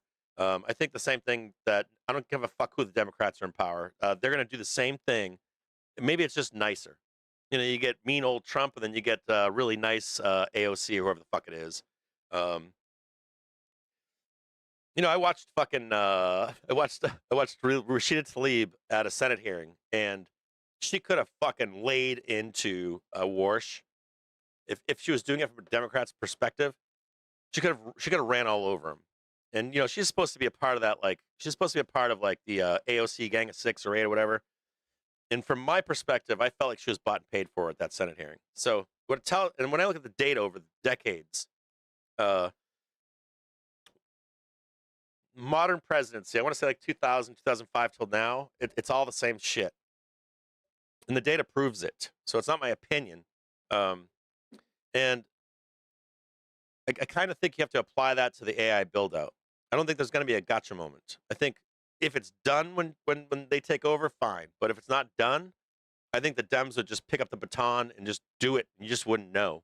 It's the same thing as the data centers. You guys, we were all like pitchforks about data centers. They fucking built out 90% of them before it ever became an issue. And then the last 10% becomes an issue. So you get to fucking pick up your pitchforks and shit, but the damage is done. It's like you ever see like developers and shit? You know, you just do it and ask for forgiveness later. Heard that before? That happens all the time in business. You do it to get it done, and then when it comes time, you're like, well, like, how do we do this, right? If we approach the American public to build data centers, they're going to tell us fuck no. So you quietly build them, and then you allow them to protest it. You literally allow them to. You astroturf them to protest it, but it's done. So when you look back over this time period, you say, wow, holy shit, they do all this stuff over time periods with different people in power. And in reality, you know, it's going to happen whether you like it or not.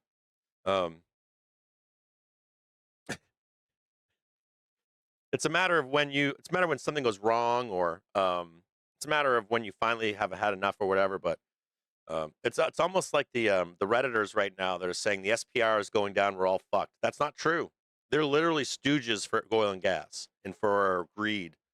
I'm amazed too at I'm amazed at who these industries pick to be their mouthpiece. It blows my fucking mind. You know, you'd think that they would pick like Republicans, right? But they don't. They pick Democrats and they pick Republicans for the other side of it. So, and this isn't conspiracy. This is all like fact. You can just pull this data from the Fred. And I read that shit all the time now. So, my take on the midterms, I don't think it fucking matters for the bubble, unless the bubble is actually built out. Like, my big question is, has OpenAI, Anduril, Anthropic, have they gone public yet? And I really think that when those companies do, there's going to be a mad rush to the top, and it's going to be a big blow off top, just like we did in 2008, 2001. Make sense? So I think that's my take right now, and all that stuff on midterms. Well, it's not just, it's, you know what, you know, I got to say this about Warsh. It's not just Warsh. There is no will from anyone. No, not even the bond market. The bond market doesn't have the will. The stock market doesn't have the will. Zero politicians have any will. The fucking governors don't have any will. So what does Warsh do? You can't expect this fucking guy to, like, when there's zero people anywhere that have that will right now. It's not just like a third or a quarter or a half. Everybody's in on it. Greed and build out and some other shit. It's not just greed. It's a whole bunch of different shit. There's like greed. Like they don't stand on their own. They can be both be there. So that's the reality. And the sooner you can learn about that stuff or understand that's going on, the angrier you get. The angrier you get. Like what should we do versus what's going to happen are two fucking different things. It's kind of like Al Gore. Al fucking Gore removed more illegal immigrants in this country than Trump ever did. And Trump's finally removing what he removed. It was how Trump removed it. Or not Trump, Gore. No one fucking cared. Of course, Trump is a troll, right? And, he's the angry dad instead of the nice dad. So the nice dad's fucking you, and you had no problem with it. And then the angry dad comes and he sticks his finger in your wound, and all of a sudden it's a problem. So these guys are all the fucking same guys. Like I'm telling you, if you look at the data versus what actually takes place over time, it's all the same shit, same interests, same. They buy everybody, and they all go. You can fight it all you want, but you lose out. Like you could have a moral objection to that, but this is the goddamn stock market. We're not sitting in church. We're not sitting in some fucking kumbaya circle right now. You guys are in the stock market. You will lose your ass if you don't know that. You know what I mean by that? Like you try to fight. It's like fighting flows. Like you don't want to be fighting flows on an OPEX day. You're like technically we should do this over here, but then we're in OPEX and we're gonna fucking just like laser beam this one thing. You're like, why isn't this working? The answer is you just don't trade that day. You wait for the setups for you when we're not doing OPEX. You know what I mean?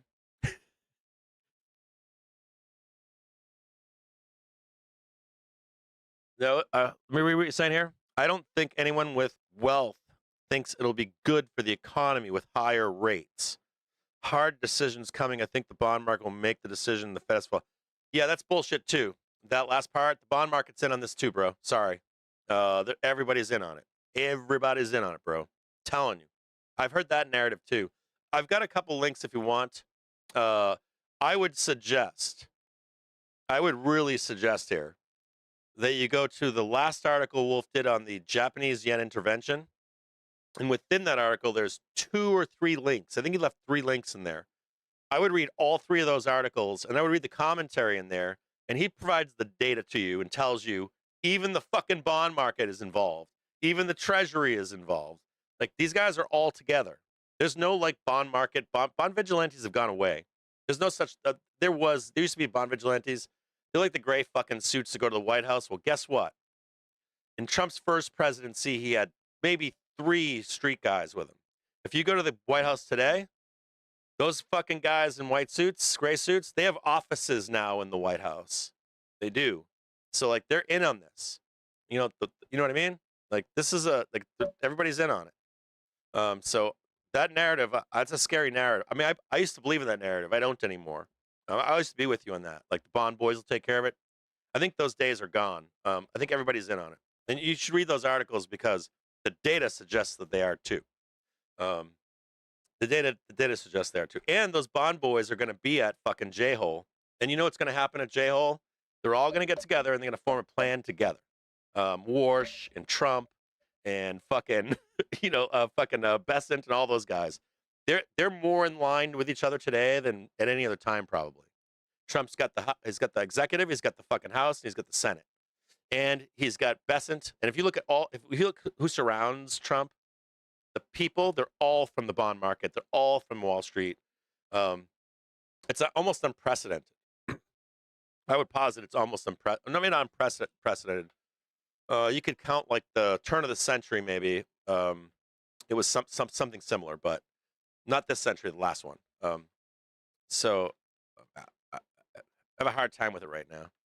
And I'm the biggest bear here. Like, I'm a bull, but I'm with you. Like, I understand that, like, inflation is not good. I understand that higher rates is not, well, higher rates is good. I like the idea of 5 or 6%, but I like the idea of us getting back to, lowering our deficit, lowering the debt, all that kind of stuff. But Dude, Trump spent fucking crazy money. They all do. They all are. They're building out the AI, and then they're gonna bail all this shit out too one day, right? We already know they're gonna bail it out. They're gonna federalize it possibly, or quasi relationship with the U.S. government. So I mean, I'm with you on this. Like your thought, I'm with you on. It's more that like, where are we in? Like, what's the reality? Can you blame Morsh? Probably not. There's no fucking will anywhere, bro. And like, I wish the bond market would do that. They're not gonna. Even the bond traders I know, like I know pro bond traders. I hang out with a real one in real life in Chicago, and he would probably agree with me on this fully because the last time I talked to him, he did. Then the bond market's gotten fucked. Tips have gotten fucking run over and fucked. Where do you can't hide anywhere, right? So where do you go? You go to the stock market. And that's what all this money is, right? It's all being dragged into the stock market. When they build this last part of this AI out, right? You hear people saying like they're making sausage. It's not just sausage. They're sucking money in, like the money that was sitting on the sidelines. They're sucking all that shit in too. And you can see it in our economy running it hot right now because all that money's coming out to play. It's sloshing around. We have like QE from private individuals, corporations, and banks right now. It's not even the Fed or the Treasury. Like we have like a money sloshing around from this build out. Like, hey, I'm gonna start putting money in SpaceX, make some money, and then I'm spending on a jet. You know what I mean? I'm a millionaire on SpaceX IPO, and then I go to San Francisco and buy a house, and San Francisco house prices go moon, right? That's all new money floating around, sloshing around in our economy. So it's just one big filthy fucking party right now. It's hard to fight it. It really is. Like, you want to fight it. I want to fight it. I don't like our fucking debt right now. Our debt, our GDP to debt ratio is disgusting. The deficit is disgusting. The trillions we owe in interest is disgusting. And that's even worse too. Like, there's no gotcha moment in this either. Like, there never is. It's kind of like TARP or when a bank collapses and you're like, oh my God, we're all fucked. There are like companies that are in existence that'll sell that debt, repackage it, sell it, resell it, resell it, resell it. There are like industries in here that fixes when we have a crisis in this country. It's almost like a COVID, like everything was going to end in COVID, but it all got fixed, right?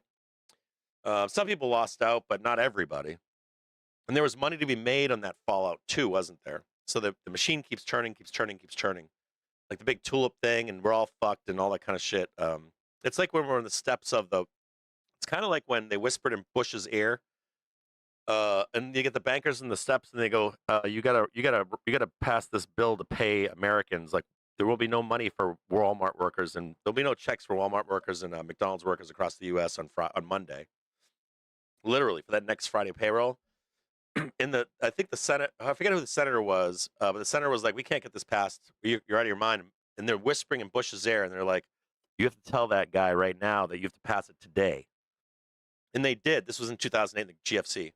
And they did. And they created more money, and they bailed everybody out. And they'll do it again. So, I mean, that's what we do in this country. Every time we're looking for the gotcha moment, there's always some kind of bullshit they bring up to fix it, quote unquote. I mean, you could even do austerity, I was thinking austerity with gas and oil and shit like that, but austerity measures, yeah, we've done it before. We had a fucking bill. So people, last night I was reading on Reddit, and they were like, the SBR is so close, and we're so close to run out of gas and oil. And I'm like, we're all net exporters here. Up until 2015, there was a law in our country that came from people were like, we're almost down to the levels from 1970s. We're going to be right back in the 1970s again. I'm like, well, we don't have the same gas and oil problems that we had in the U.S. in the 1970s. We were a net importer, big one. We don't have that anymore. We're a net exporter of everything now.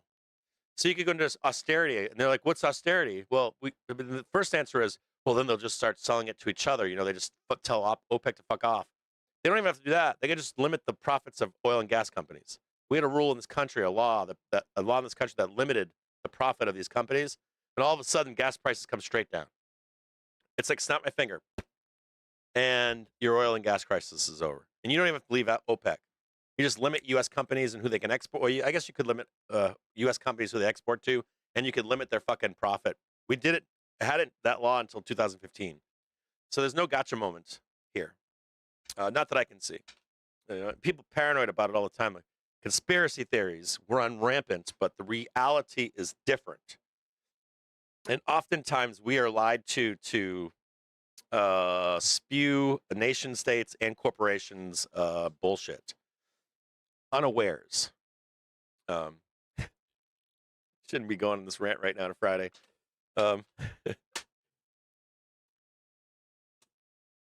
Yeah.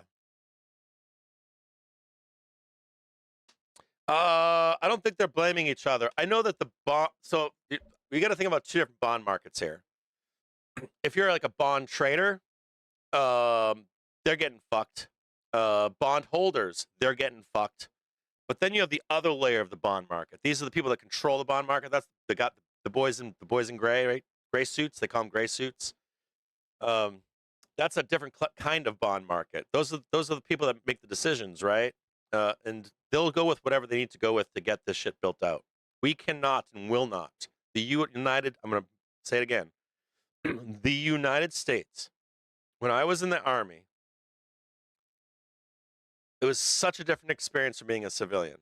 And the U.S. scares the shit out of me as a military power. And it's kind of like when, to the last minute, Saddam Hussein did not think we were going to invade Iraq. And that's a good example. And the Cold War is another good example. We will meet you whatever we need to do what we need to do. And we don't care if we lose. So if it became a Cold War with proxy wars and we had a mad situation, and those governments failed to serve their economies, they ultimately fell, except for China. They adjusted. They did a genius job. But when you look at AI, this go around, anyone that thinks the United States will not move to if it's annihilation, that they won't, they will. It's manifest destiny. It's all the way the fuck back from when this country was founded. You had lots of infighting in Europe, and a lot of wealth in Europe came to the United States, like the Rothschilds and shit like that. They funded our wars. We dug the fucking silver out to pay those people back, and those people are in power to this day. Those people are in power with power and money in our corporations, the big money behind corporations, big money behind governments. All those people from East India, they're all still around. Not the same people, but same families, same names.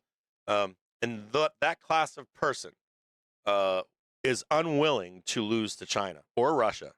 And this has been going on for fucking hundreds and hundreds and hundreds of years with the trade routes and the spice routes. This has been going on for like so long. It's very well documented. Wells Fargo was the fucking coach company that literally was invented to go to California, dig the silver out to pay for the Civil War. And who are they paying?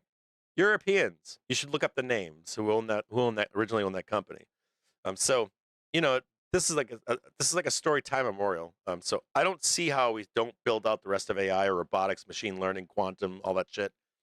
We just have to work within the U.S. rules, and they'll probably adjust for this as well. That's why you see more fascist. You'll see people say we're in a fascist regime right now. The reason is because the reason we have this like quasi-fascism is because we have to work within the rules in the U.S. to get this built. We're not China. Trump or Biden can't come out and say, okay, all the students in Boston at the best schools, you're only working on this one fucking thing right now. Can't do that in the U.S. unless we're in a wartime. So what do? You work within the framework of the government we have, or you change the framework of the government we have to service this new economy. And that could take time or war or civil strife within our own country.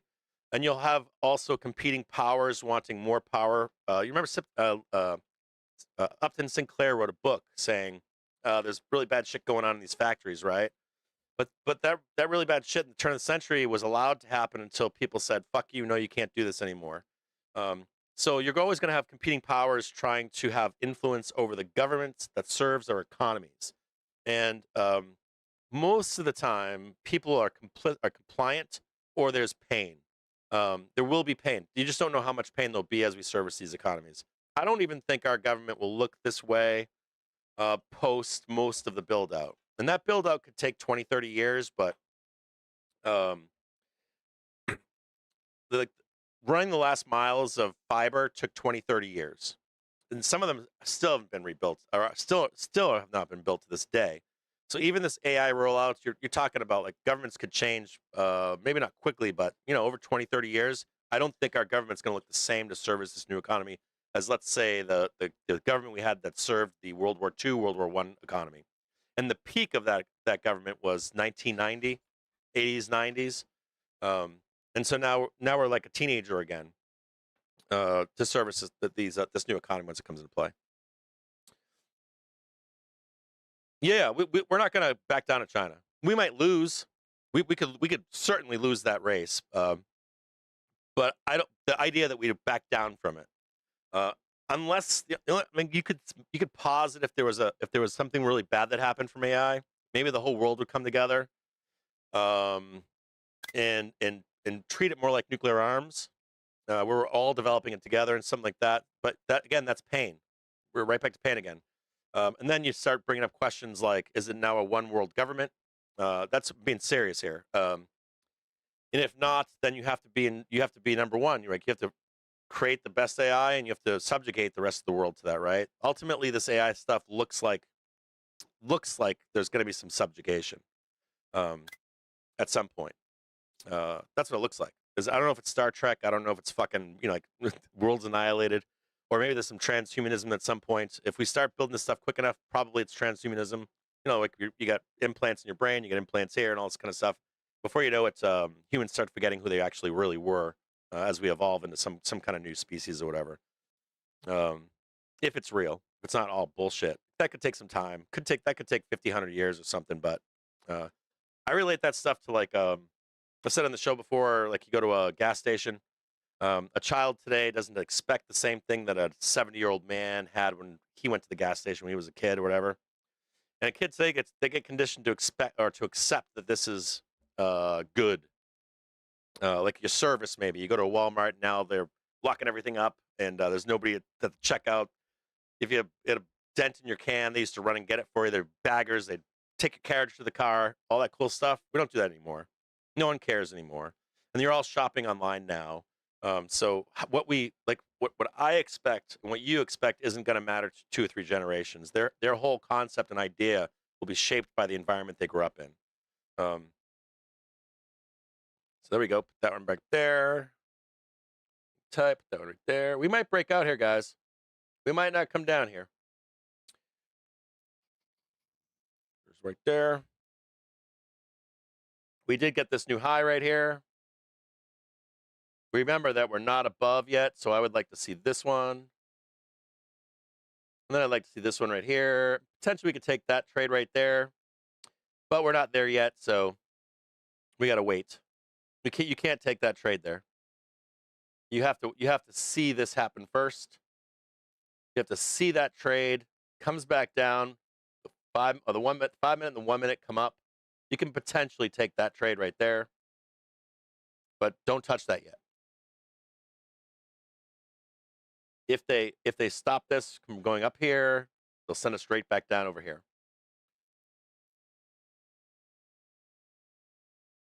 Currently, we're looking still down. I can't believe I just went on that tangent. Okay, now let's talk about my doctor. All right, so I thought I was more out of the woods than I thought, but I'm not. I'll tell you what it looks like here. So this is the wall of my rectum. There's a tumor. It's huge. It doesn't look like that actually, but let's just say it looks like this. This is my rectum. Originally they wanted to, or no, they did a biopsy, but they feel like they needed to do more biopsies. They told me that it didn't grow through my rectum wall, but it's like starting to fall off or something. So what they want to do is come in and cut it off, and they're going to biopsy the entire thing afterwards. And if they find actual cancer cells, they're going to come back in and either give me some radiation and some cancer treatment, or try to cut the last piece of it out. They said they're going to cut it high and try to cauterize it. And if they find cancer in this piece, they're going to come back and either give me some radiation and chemo, or they're going to attempt to cut it off my rectum without cutting into my rectum. But they're going to leave that piece behind. They said that they really need to get it out of me right now, or I'm going to die.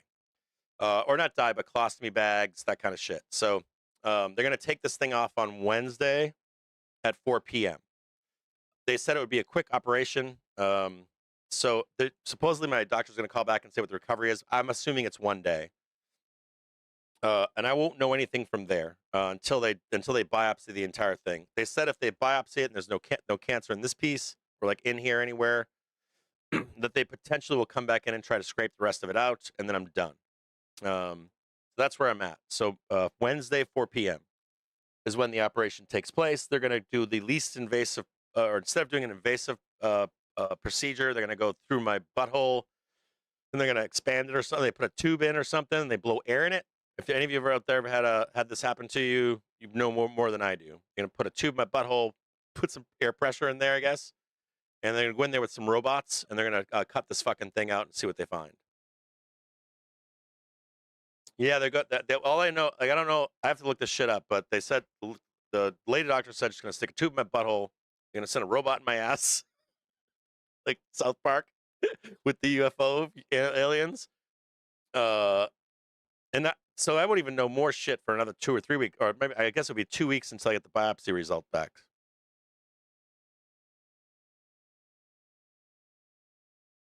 Hell yeah, whiskey tumor mold, right on, tranologist. What's up, brother?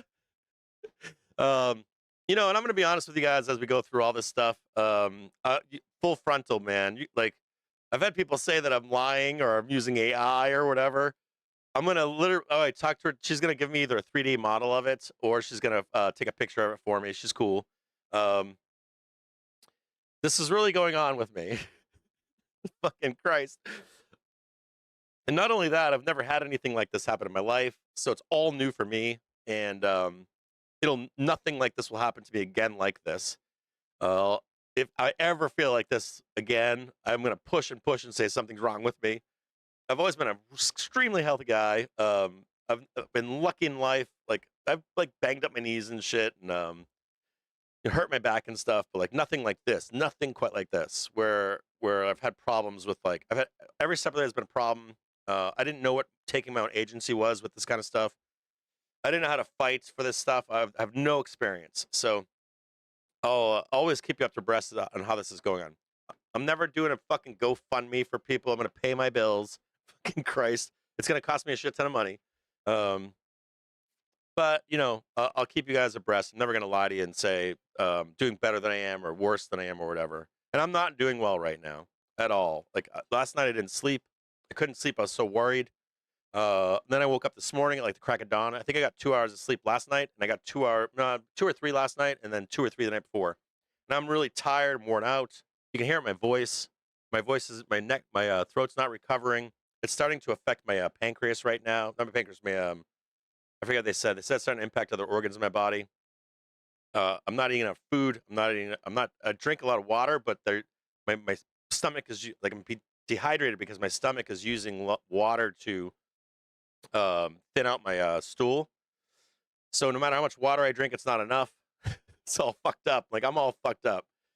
I really am. Like, it's starting to affect everything about me. But it should be better in like Wednesday. Like, all of these symptoms should go away like Wednesday. And I'll take video or pictures in the operating room so you can see me in there. I'll ask my wife to or something. I'll have her take some pictures of me while I'm being, or as they will me in to put me under anesthesia and stuff. She did say it's a major operation. I asked her to go in twilight or to stay awake. She said no. So this is a major operation. I don't know what else to tell you guys. I think that's everything she said. No, that's what it was. Prostate. She said she said, so it's kind of weird. My prostate was fine. I got my prostate checked, or I had the digital thing. I had it a month ago. I had it 6 months ago and a year ago, and my doctor said my prostate was fine, perfect. And only this last time, they said it's enlarged right now. And she said we'll deal with it afterwards. She's like, if we pull this thing out and your prostate shrinks again, she's like, you're good to go. And I know that I'm peeing less than I was, and I know that because I'm having water go through my asshole instead of my dick. Since saying that, that's probably affecting my prostate as well. So I'm starting to have rapid like bodily function problems, like rapidly, like onset. So like when I got sick in July, like I'm being serious, like it's been like this process of I can tell that I'm dying right now. I can tell that right now I'm fucking dying. I know I am. I can feel it in all my bodily functions. So they want to get this fucking thing out like right goddamn now. And that was as soon as they get me in. So Wednesday. Tesla, baby. Okay, we're done with that conversation. I don't want to talk about that shit anymore. I appreciate your patience with me out there. Just be patient. And we're moving right along. What else? There's something else we got to talk about here. Monday's show goes private. Let me explain how this. We're not stopping anything. Nothing changes around here. So next week's show, you will see me live here, public, Monday through Friday, from either 8:30 or 9:30 to about 10:30. And what I'll do is I'm going to keep the show public until the flows for the day come in. So if the flows come in at 10:30 in their cell, we know. If the flows come in at 10:30 or 12:30 in their cell, we know. If there are flows that are coming in to buy at 10:30, we know. If we park at 10:30 and we sit there to 12:30, I'll stay on the show for us publicly. But I am taking this fucking show private. And I'm only doing this as like a exit kind of a thing. That show is going private, and there's a reason for it. And we've talked about this for months here. I don't have the ability to do this show and the nighttime show.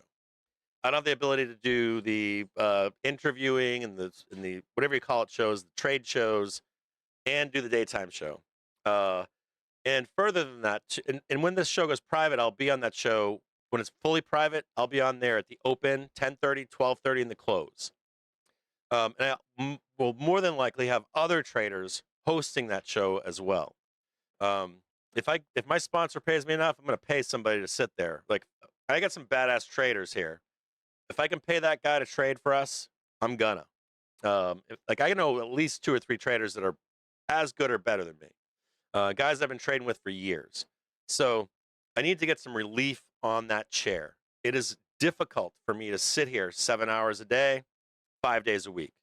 And I think I've done what I strove to do here over these past 6 or 7 years, and I've put my 10,000 hours in, and it's time for me to expand what we're doing. And it's time for me to kind of sell out in a way. It's finally like I never did merchandising. I never did fucking sponsors.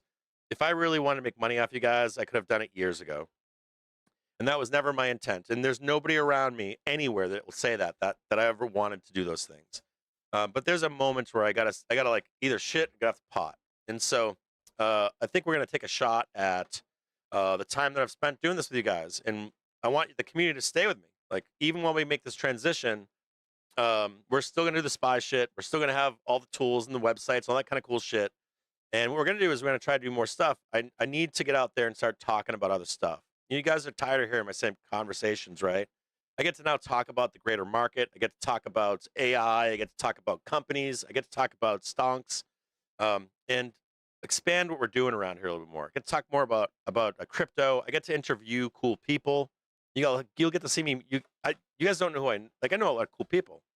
You know what I mean? I don't talk about it a lot here, and so we're gonna try to like transition this like larger thing that we're gonna do. And if it fails, it fails. I'm okay with that. I've failed at many things in my life, but for some people, it's a part of their life. Some people go to school, they go work for somebody for 20 years, They get insurance. They raise 2.5 kids. They live out in the burbs. That's not me. I'm not that guy. I've never been that guy. I've been a self-made man my whole life. I'm an entrepreneur. I'm a guy that's out there like I want to try new things right to the day I fucking die. So for me, that's the road we're on. It's the road we've always been on. So we're gonna take a shot at it. And I've been more successful than I've been unsuccessful in life. And I'm getting older. And guess what happens when you get older? You get better at succeeding. So we're gonna take this shot and see what we can do here. And I know that this is not for everybody. There's some other things I got to say here, though.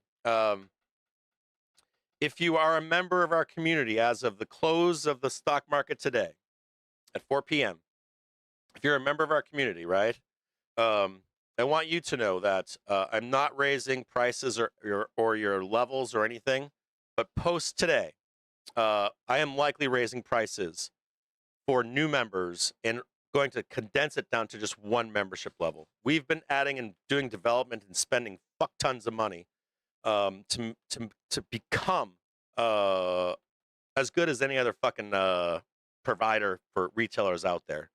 And this is right down into like getting that Bloomberg terminal for us. So I think we're going to, and rather than going with, we haven't raised prices for inflation. I think for new members, you're going to see a jump.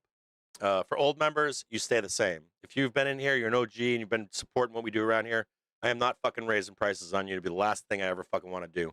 And truthfully, if I get enough sponsors, and if they pay enough to pay everyone that's been doing this work and me, I would probably even consider not charging the OGs that were here as of Friday. If you stick around, next few weeks, I start getting these sponsors or whatever, or next month or 2, 3, I will come right to you and with some fine print and shit and say, hey man, thanks for supporting us this long, because you guys were the supporters. And if someone else is going to support and pay for this, I want you guys to be fucking free forever. So, or as long as we're doing this. So, as a thank you to you, if that makes any sense. I don't know if that makes any sense or not. I'll put out a little piece about it inside on the website. You'll see something, and in the Discord, I'll explain it all to you guys as we roll into next week. So thank you for the community. I want to say thank you for everything you've done over the years, and we're not going away. We're just going to expand. We're doing more now, and I hope you come with us. And if any of you out there watching this show, you're interested in helping along with any of that stuff, please reach out. I'm more than willing to talk. If you have experience trading, if you got experience modding or adminning or anything like that, or you're interested in this jump, if any of you in New York want to help out with this stuff, I'm going to get a place in New York City. I'm going to fly back and forth. I'll do interviews in New York City frequently, and I'll go to conventions and conferences and that kind of stuff. And if anybody has any experience in that, you're watching the show at all, we are ready. We did what we were supposed to do to be here. We were successful getting to this point. So if you're out there, please reach out. You can reach me at jim@tradethetrigger.com. We got some really cool fucking shit coming your way. Your mind's gonna be blown as we start doing this stuff. So, yeah, I think that's it. I think that's where we're at. Any questions out there?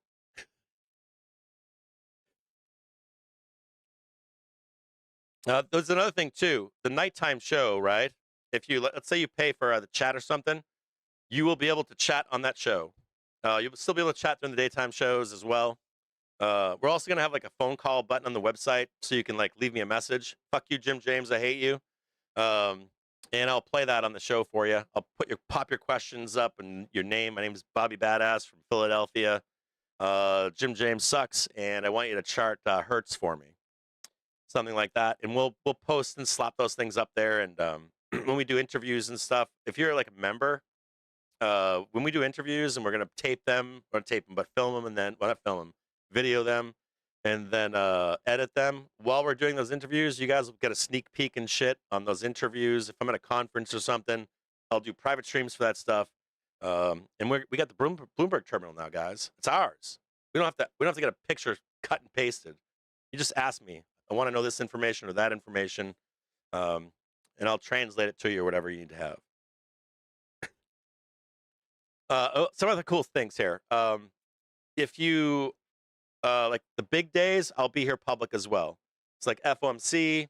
If there's like a big report day with like 3 or 4 big tech companies, I'll come on live and I'll read the earnings to you before anyone else. Matter of fact, if you're in the Discord, I'll type them to you so that you get them written like within seconds before anyone else, before the market reacts to that stuff. So there'll be a lot of cool shit with that Bloomberg terminal. Things that don't hit the tape before they hit us. And that'll give us edge, more edge.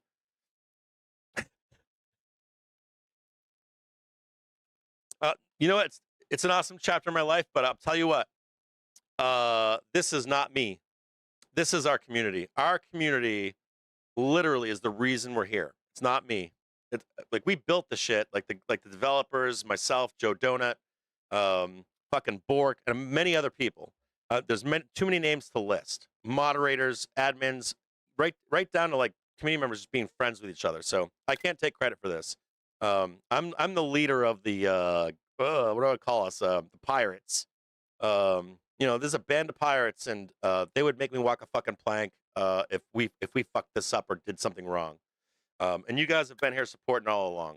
As a matter of fact, our memberships have just skyrocketed. Our membership is just like going straight up. So, and the support from the community has been nothing but positive. So, hopefully we can. And the cool part is, like, we're young. Like, we didn't just start doing this. We took the time to know how to do this, learn how to do this. We took the fucking 6-7 years to know how to do this, and it's time for us to try to like do it for real. So we're ready. It's kind of weird. I never fucking thought we'd all be here today. I would never have guessed that we're all here at this moment. I thought it was gonna be like me and 20 people. The fucking like I literally thought it was gonna be 20 of us. There was like a small group of us. The first fucking show we ever made, we had like 500 people show up. I was like, what the fuck is going on here? So thank you to all of you. We're still here, man. 6-7 years later, we're gonna make this fucking 10-20 years. It's being fun as fuck. I can't wait. And then you guys are gonna, how about this? I already have our first interview booked, and you're gonna shit when you see who that is. I'm not gonna tell you who it is, but you're gonna shit when you see who our first interview is. It's gonna be pretty cool. And the nighttime show is gonna be awesome. The nighttime show is public. It's just like tight 20-40 minutes. I'm gonna like, you're gonna start. Oh, and this is another thing. The whole like Jim James swearing or Jim James being an asshole or trolling or not wanting followers. I want followers now. You're gonna see me on Twitter and everywhere else, because what I did was I built it up and then I stopped, and I built it up and I slammed it down, and I built it up and slammed it down, and then I like slowly, naturally grew, and I was like, this is too many fucking followers. You're gonna see me come get those followers everywhere, and I'm good at it. And I've had other accounts years ago. I was like well known on Reddit and stuff like that. So when I want to do it, I do it, and I want it now. I'm coming. So expect that. Like, start expecting to see changes. You'll see like our Figma stuff's gonna start going everywhere. You're gonna start seeing like the show look like same colors, same kind of stuff. You guys know what Figma is, and you're gonna see like more consistency, and you're gonna see like Generous Jim or Jolly Jim or Good Jim. And I'm that guy in real life, but I try to limit that. I was trying to limit. I didn't want to be famous. I didn't want to fucking be semi-famous. I didn't want to be a D-list celebrity, an E-list celebrity. I wanted to take this as slow as possible and enjoy the walk. It's kind of like the old bull and young bull. I didn't want to fucking run down and fuck one of them cows. I wanted to walk down. You know what I mean? Take my time. And we have taken our time here. And so now we're ready. I feel very confident that we're ready. So we're going to take this next chapter and move on up. And this is all because of you, not me. I'm nobody. I'm just like the ringleader of you guys. You guys are what makes this all special. You're the guys that have all been here this whole entire time. So I love you all. I appreciate the support. I appreciate the love that you show each other. And this is our thing, you know. We're all lonely traders. So I love all of you guys out there. What's going on, What's going on, Justin King? Check us out, tradethetrigger.com. But all those big days, I'll be here. Like, I'm not gonna fucking abandon the free member. Like, a free member you're out there, if it's a big fucking day, like a big trend day or something, I'll let you know in the stream during the morning. If it's a big FMC day, we'll leave it on live all day long. If it's like it's like a big FMC day, if it's a big trend day, I'll stay here that day, like public. If it's like a big day, like a Senate hearing, if it's like a big quarterly OPEX day or something like that, and I got the terminal or a big ER day, dudes, I would never fucking like if you're like the freest of all free, like I'll never fucking pay anybody a dime. I'm not gonna fucking leave you behind either, brother. Like I will be here for you in those days. Like those days, I got you covered. All right. Oh, you're gonna see more charting from me on socials and stuff. You're gonna see like clips, like where I chart and say blah blah, the spec growth, this shitco, this TMT, whatever. And I'll tell you one last thing. Don't ever think if you're a free member, like free. Like if we start going risk off, I'll say something publicly. Don't worry about it. I'll scream it from the top of the fucking roofs. Cool. Right on. Hey, get yourself that subscriber. You got to become a subscriber. You get in the Discord. You got to get in the fucking Discord. You got to sign up, be a member on the Discord. I think it's like 35 or 45 bucks. Our membership is likely going to it's going to like the hundreds. That's where it's going. So like $35 forever, I would take that. It's as cheap as it fucking comes out there. It's as cheap as it comes. So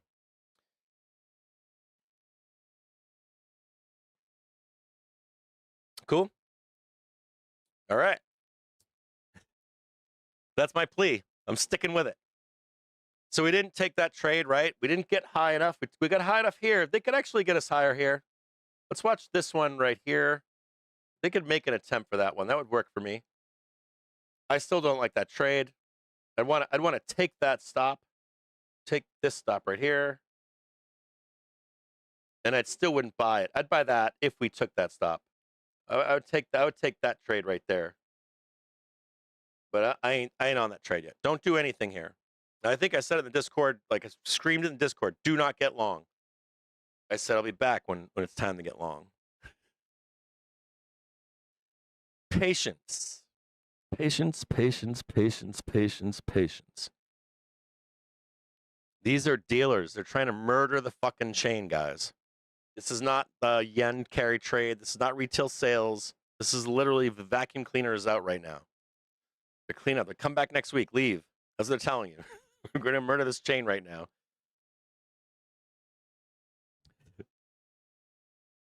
You need to do what? Oh, yeah. The show for the rest of the day will be on the Discord. I'll be providing a private link, either one of two things. I'm going to try to run it inside the Discord, the stream. And if there's too many people, I will fucking run it on YouTube with an unlisted link. And we'll be chatting in the Discord. When I do the live stream during the week, right? You'll be able to chat and all that kind of stuff, and I'll interact with you here for the hour. It should be like 9:30 to 10:30. Some days it'll be at 12:30. If it's an FOMC day, I'll stay the whole entire day. It gives me so much time to do other shortening this stream. It gives me the time to meet with traders. It gives me the time to meet with like new traders. It gives me time to do mentorships. It gives me time to spend time in the Discord. It gives me time to it gives me time to do more. Sitting in this chair it's killer. I'm like up in the morning, I'm up in the nighttime, and then I have to be Johnny in the spot, laser focused all day long. And I'm not able to task and time manage enough to where I can get what I really need to get done. And where we need to be and stuff like that. So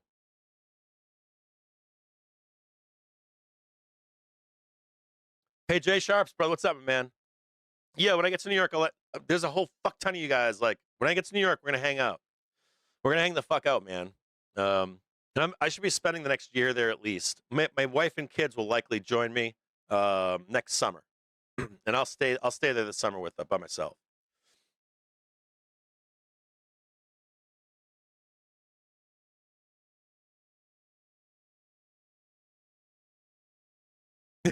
What's up, Tampa Bay Buckeye? What's up, brother? Dude, give me a shout, man. Give me a call. I brought you up yesterday. I thought I talked about you yesterday. Dude, give me a shout, man.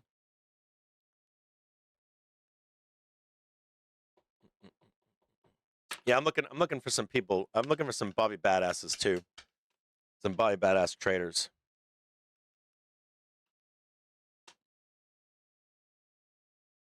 I think, Ted, I gotta do a couple things. I got a bunch of shit going on back here. What the hell is all this? That's in the wrong place. Whoop, that's in the wrong place too. There. Let me just check a couple things for you guys here. Get your pencils out, okay? Free members, get your pencils out. I'm gonna read some stonks off. This one already, HTFL already ran already.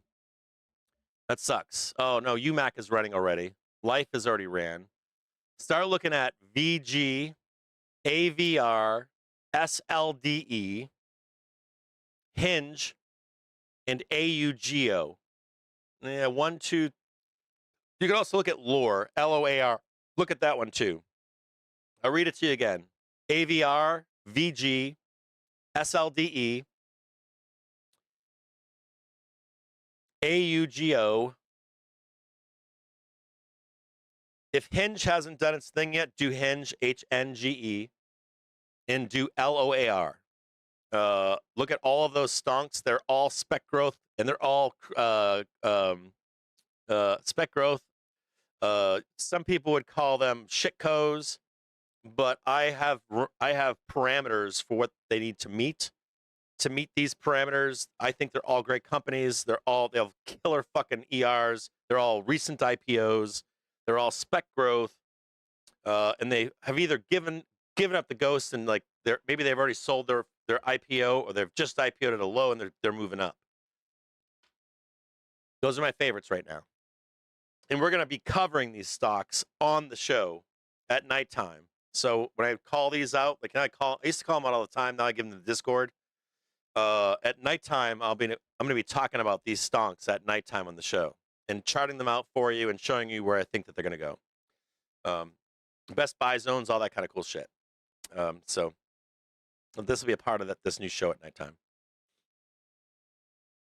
I'm going to be like that guy from CNBC. Okay, so can you tell me about SLDE? Nope. I just like the stonk. Do you know anything about that stonk? Nope.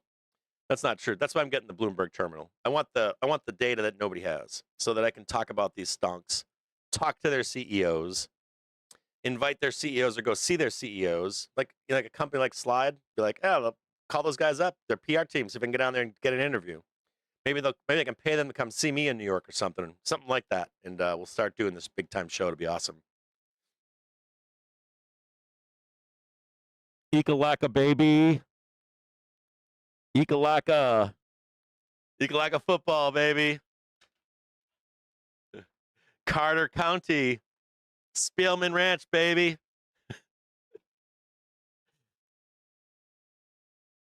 Well, I always felt like I didn't put enough effort into them. Like I like the idea of like spending time talking about these companies. Like contact them and say, hey, my name's Jim James. I'm about to talk to you about your fucking stock. Can you give me some information, or I'll give you a list of questions, and then I'm going to check them on the Bloomberg terminal, and then we're going to start talking about these companies together. That's what we're going to do. You know what sucks about that? Well, I'll tell you later, but that's what we're going to do. We're going to start doing this. It's going to be fucking awesome.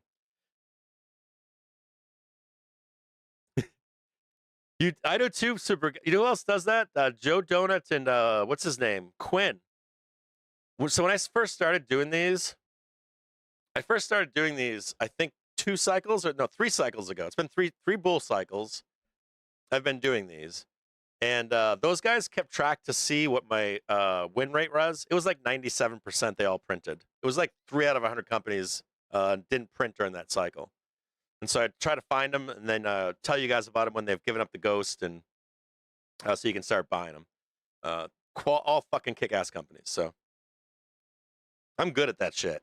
That's one of my better things I'm good at that we don't ever talk about. It's never highlighted. I never toot my own horn on it. Never go back to them. I literally give them to you guys and then I don't talk about them again. I have a bunch of rules in the Discord on it. I'll show all new members. I'm going to walk you through this week and show you where the rules are. They have to be updated a little bit, but I have how I trade these things. Like I do this. It's standard across the board. You can apply it to any fucking company out there. I think that's all I've got on this stuff here. Man, I want to ramp this bell right here so bad. I really want to buy this here, or maybe even for Monday. Let's look at some calls. I can't take this phone call right now. I got a construction guy that works for me. Hold on here.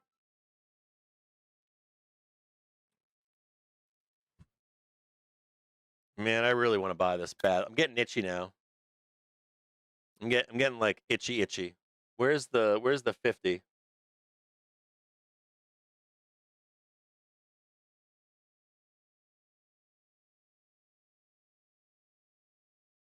They can put this one right here. That one like right over there. Something like that. And I want you to remember something else. I said this in the Discord earlier. I said to you, I think I was explaining at the beginning today on the show, start remembering where the Thursday and Friday low is on this close right now. And what you want to do is look at the 11 a.m. price of SPY today, and the 10 to 11 a.m. on yesterday, and start thinking about like how's the week going to close? We're going to get the green candle, and then where do we wind up on next Monday? And remember, we got Vixpiration on Tuesday. I'd love a fucking monster, fucking giant green dildo to the close of Monday and the open of Tuesday. I'm going to look at Tuesday calls for myself right now.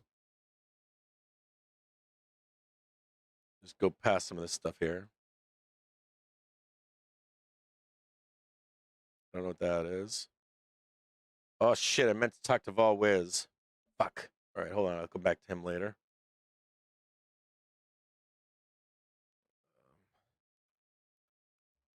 Been meaning to chat with him.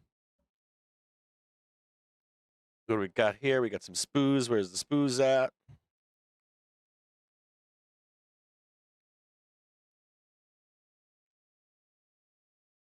Got two. Where's the Tuesday calls? Well, you want to have I guess I would have to do a call spread, wouldn't I? It wouldn't be a buyer in the open on Tuesday, would there? I could get Tuesday calls, but then I would have to sell them on Friday close. I couldn't hold them past that.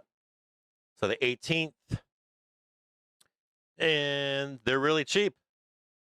They're saying we can't trade 780. Saying we cannot trade 780. What do I think we're trading? This is the vol surface right now is claiming we will not trade this.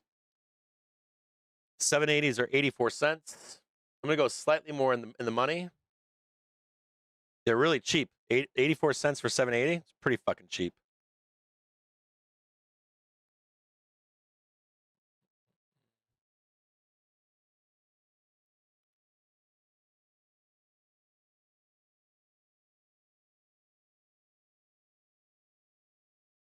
Come on here. Cool. All right, I'm long. Yeah, can I fill? Give me a fill. All right, I'm long. I'm long for August 18th for 775.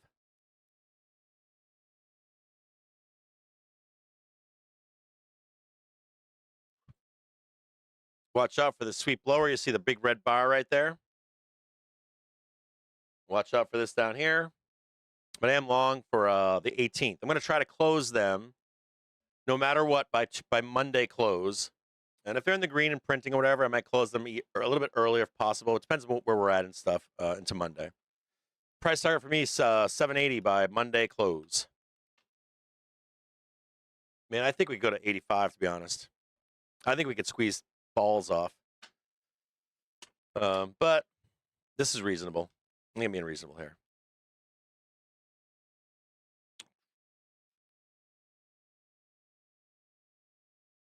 Fuck yeah, James Valdez. You know, I got to say something to you guys. Like, I'm not mad or anything, but like, I realize that at times like things move up and down, you know? I want you guys to know that like, I like learning. I like being happy, and I like trading. What I don't like is like being angry, being exclusive. Like, sorry, bro, you don't know enough. Bro, you don't know enough. I don't like I don't like being admonished. I don't like elitism. We're retailers. We're not fucking the street. we're just looking for a place to hang out and trade and learn and hang out with each other. So I got no time for that shit. So if you've ever like been like, I got admonished, or I saw him admonish somebody else, not me, but you ever seen that stuff ever? Sometimes you get a little bit of power tripping going on around here. Like people get a little bit too much power underneath their belt or whatever, and they start power. Oh, I'm making money again. Woo! And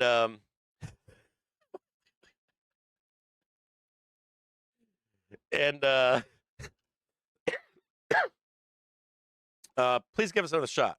I'm in there, I'm hanging out, and we can now start paying people. I've been trying to get new mods that might not necessarily be the best trader, but they facilitate a good experience. And we were looking for those people too. If you're one of those people and you're like, I have run a Discord or Twitch or YouTube or something like that, or any of that kind of stuff, and you're like, the experience matters too. It does to me too. I've been in those groups, like small groups where everybody's a badass. We're not that group. I've been in the groups where it's like the Pantheon or the Coliseum, and they're throwing traders to the wolves and to the fucking lions. I don't like those personally. I just like to have a good time, man. Trade with other people. Like, what are you doing? What am I doing? We're doing the same shit. Let's do it together. What's your methodology? What can I teach you? What you teach me? And we do education and stuff like that. So if we can do that together, you guys want to do that shit, swing in and see what's up. Dude, James Valdez, man, good to see you, motherfucker. I haven't seen you in a minute, dude. Or I didn't see you in the chat. It's good to see you, brother. I know who you are. I've known your ass forever, too. Jay Sharp's another one. I'm missing some people in there. I like that Fat Wong 36. Nice name.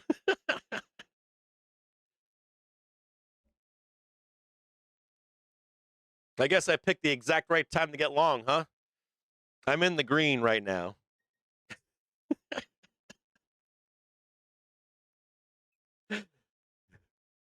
That's right. Squeeze your balls off up there, bro. I know you're coming back for me next week, but we can get that Monday high and you want to swing back down here on Tuesday, Wednesday for Vixpiration, I'll be long gone there, Price. What up, Fat Long? All I can think of is big penis.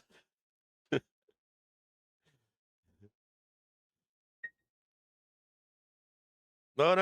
Hold on. Sorry, that's my alerts that I'm buying shit.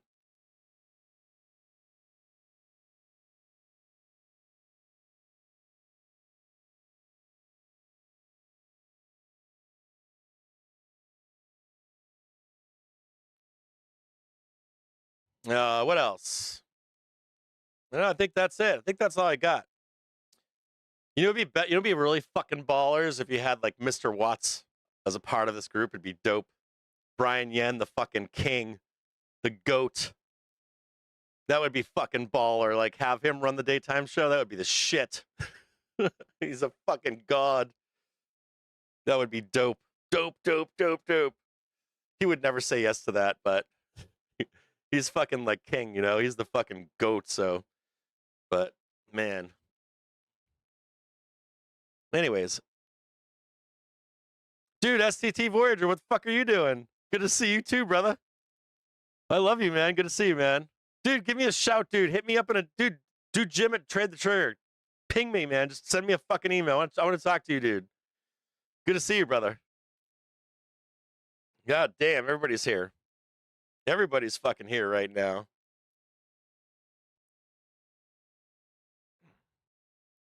I got a shit right now so bad. This person, they stuck my fingers up my ass. And like, I have these urges. Like, I gotta go to the bathroom again. Like, promo codes. I don't know. I don't know if there's any promo codes. If you're struggling or something, if you are one of those people who are really struggling in life, you can always reach out to me. Tell me your story.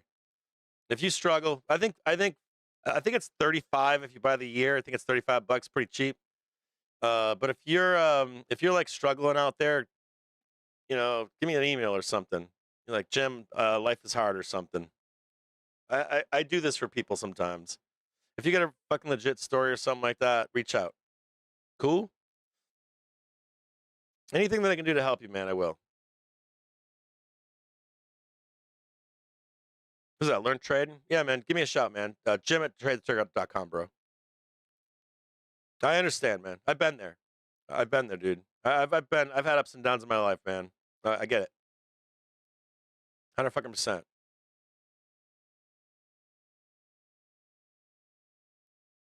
No, it's cheap. It's dirt cheap.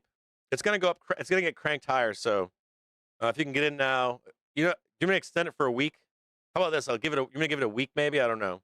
If you need a week or something, or if you like, if I shut it off on Monday and you email me and say, hey, Cap, can you get me in? Of course I will.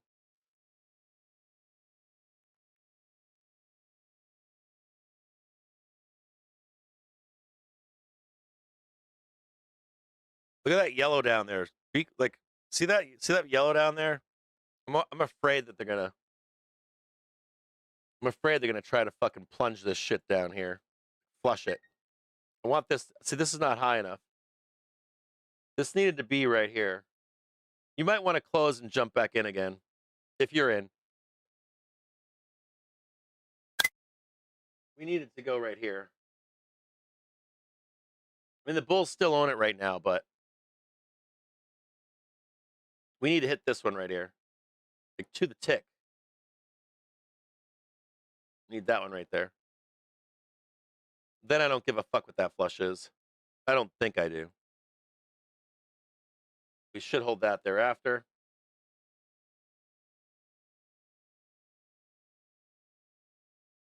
But if we can't get this new high, we'll flush pretty hard.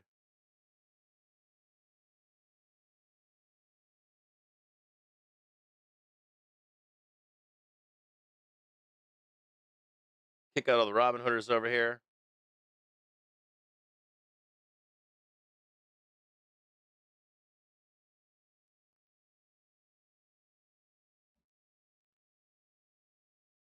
No worries, Learnt Trading.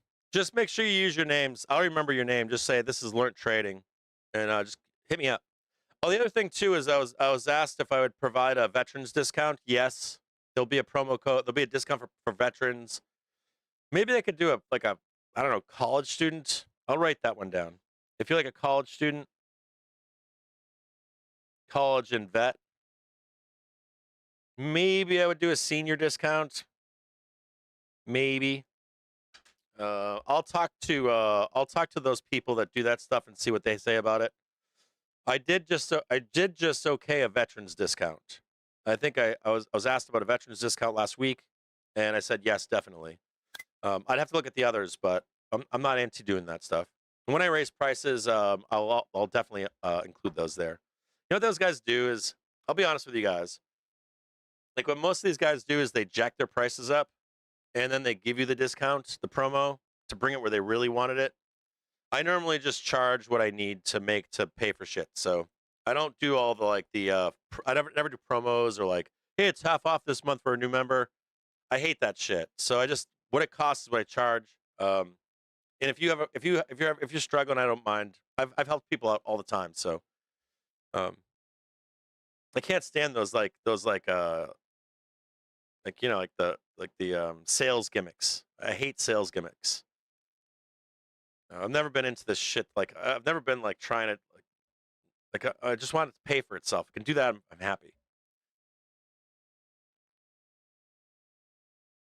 I don't know what it costs. I think I was 35, maybe 45 right now. I have to look. I don't know. I don't pay attention to that. I don't deal with that stuff. I focus on this. Like you guys want me here focusing on this. I have admins that take care of all that shit. I got people that work for me all over the world. So they just come to me and say, we need to do this because of that, and we need to do that because of this. And then I come look around and see what's going on. I'm not a micromanager. I'm a macro manager. I'm an easy guy to work for. I look for people that want to or are able to do these things. I don't try to find the cheapest guy and then micromanage him and make him feel like he's this big and pound him into the ground and all that. Have you guys ever been micromanaged? It's like the worst thing you can do to people. It's like one of the worst work environments. Keep a very close eye on this here. I'm not a micromanager. I can't stand that shit.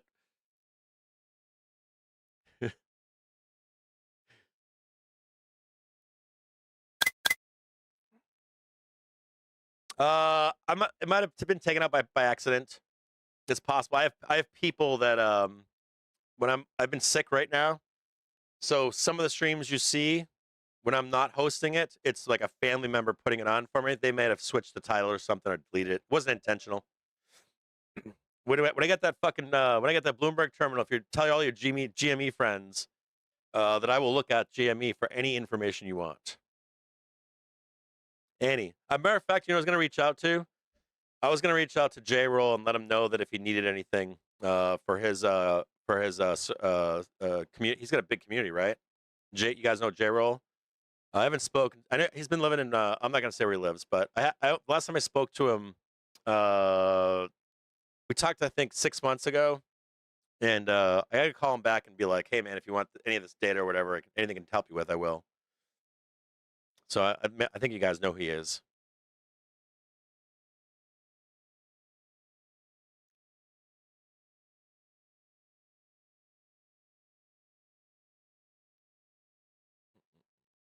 And we'll cover GME too. I think we still cover it right now, but I will cover GME. I'll cover like all the Redditor favorites. I'll be covering those for you. TMT, crypto, oil and gas, rates. I'll do rates maybe once a week or something. I'll cover the dollar, of course. What else? Like I'll cover the greater market. So like Qs, S&P, IWM, Dow, VIX stuff. Like VIX stuff sounds like butt stuff, doesn't it?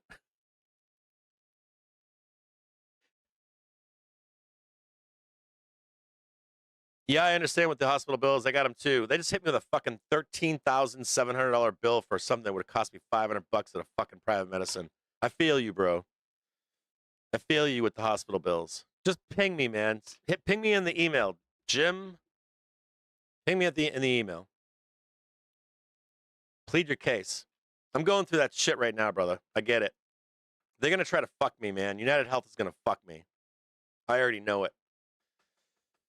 I know I'll be fighting. I'll be fighting my medical bills. I'm angry about that shit, man. I never knew how bad I knew our health system was bad. I never knew how bad it actually is. It's fucking bad. I pay for fucking goddamn fucking health insurance. The whole thing. I'm so angry about it.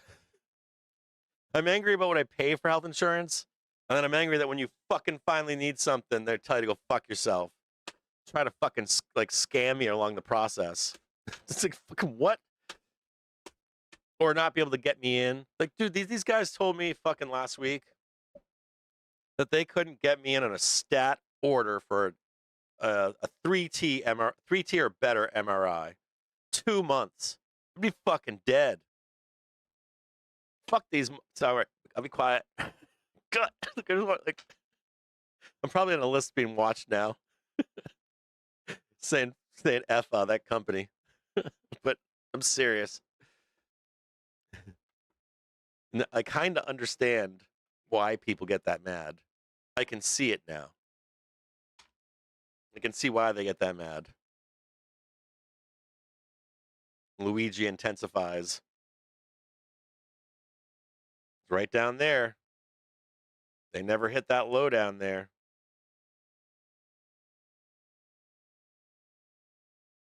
If you want to pull the plug here, you can jump back in down here, start taking your stops.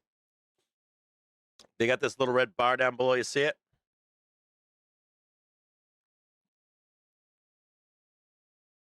And we did fail to make the new high up here. You can see that. We were supposed to hit this one right here. Did not hit it.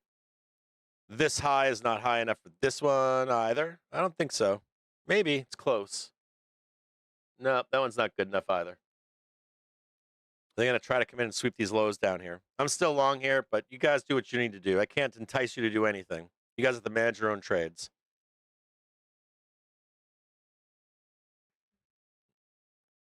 I'm going to put the last bit here on for MOC imbalance to the close, the auction balance. I think Trump might be on. Hold on here. I don't know if he's on right now. That was at 250. It's already, yeah, he might be over now.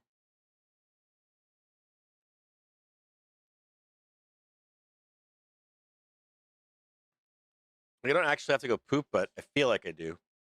It's because they keep sticking they were sticking their butt stuff with me.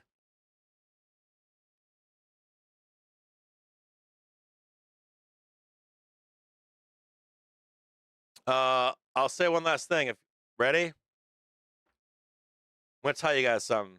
If your fucking insurance doesn't cover, if you're 40 years old, I say 40, not 45. I think 40, because you could have little polyps that are like tiny, like tiny little polyps, right? They can scrape them right off. I'm gonna tell you guys something. If you're fucking 40 years old and your insurance doesn't give it to you as an elective, like I can request this, I would go to private medicine and get it done. And I would get it done with contrast and without, with and without contrast. And I would pay for it. I would pay for it at like 40 years old, 45 years old, and then 50. Or maybe 48. So 40, 45, and 48. But then once you hit that 50 mark, you can get them done every 2 years under your insurance. They cost $500. Get it done. Eat the bullet and get it done if you're a man. Please. I'm begging you. It will save you. It's something that'll save you nightmares, money. Like we're talking hundreds of thousands of dollars for just paying $500. And just get it done. And the coolest part is if you get it done and they find something, you can then bring it to your GP and say, you know, can you look for other things? And it triggers other things for you. But you don't want to get to the point where I'm at. You don't want to get where I'm at. I'm telling you, do not want to be where I am right now. You do not. You do not. And my best friend in Park City, right? He's like a doctor. And he warned me of this 5 years ago. He warned me to do it and I didn't. He was right. And he was right. You know, Brian fucking Watts told me 2 years ago, and I never took the agency. I went when Brian told me to go. I went, but I didn't force them to give me a goddamn colonoscopy. You know, so I've had at least 2 people tell me in my life, you got to do this now, not wait until you're covered by it. And I'm a third person telling someone else, you guys out there, please, if you're a fucking man, please just schedule the goddamn appointment. Colonoscopy with and without contrast. And you can find them for like $300 to $500. Anywhere from $300 to $500. You got to do it. I'm telling you, please just do it. Begging you. And if you're 45 or if you're 50 and you've never had one, you're late. You're way, way, way, way, way, way, way, way, way late. If you're 50 years old and you're having, please go to your GP and get it done. I'm begging you, please, please, please, please, please, please. I'm begging you to get it done. God, when I used to hear old men tell me that, I didn't fucking do it. If you're me, right? If you're me, please don't be me. Don't be bullheaded. Don't be fucking stubborn. Don't be a fucking A-type or S-type personality. I'm Sigma bro. Please don't do that. Please fucking do it. Please, please, please, please, please. I would rather than find that and you live forever.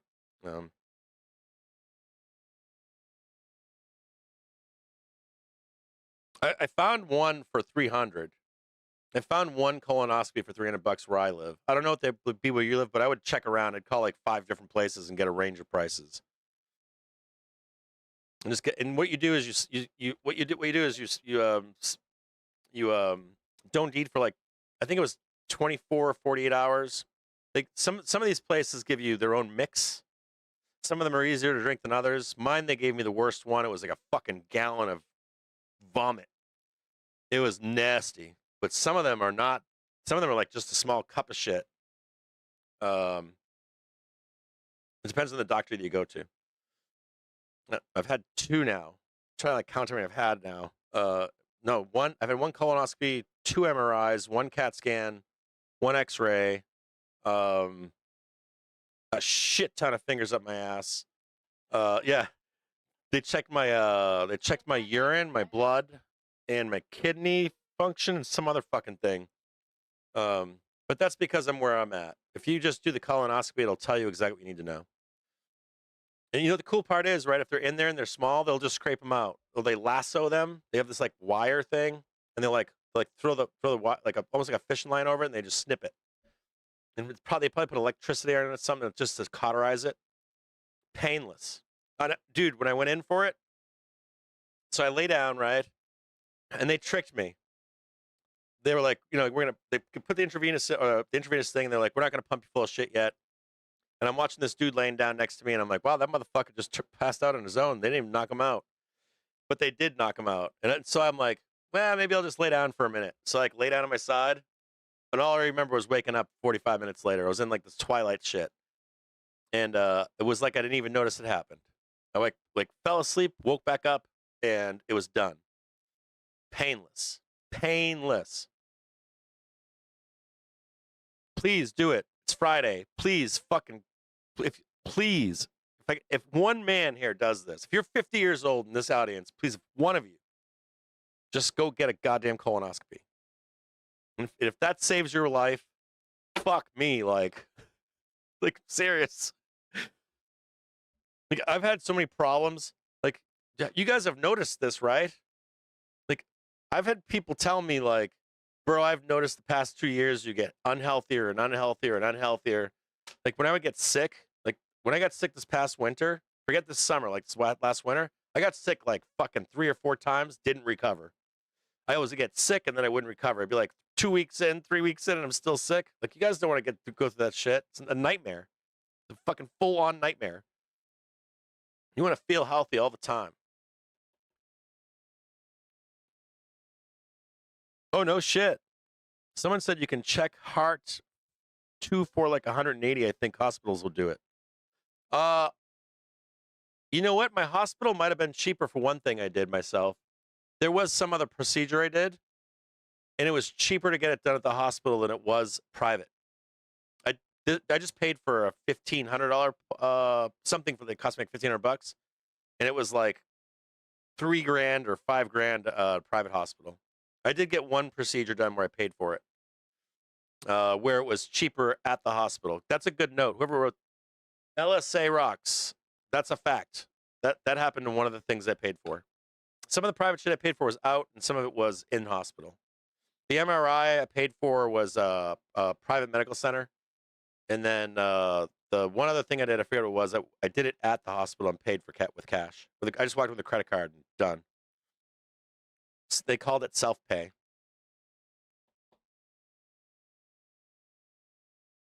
No shit. Yep. Private medicine at a hospital with just paying cash, they take way less money. I got denied one thing that should have cost me like $500, and it was $13,000 when I went through insurance. $700. And the worst part of that was that private was on that one was like $500, something stupid like that. So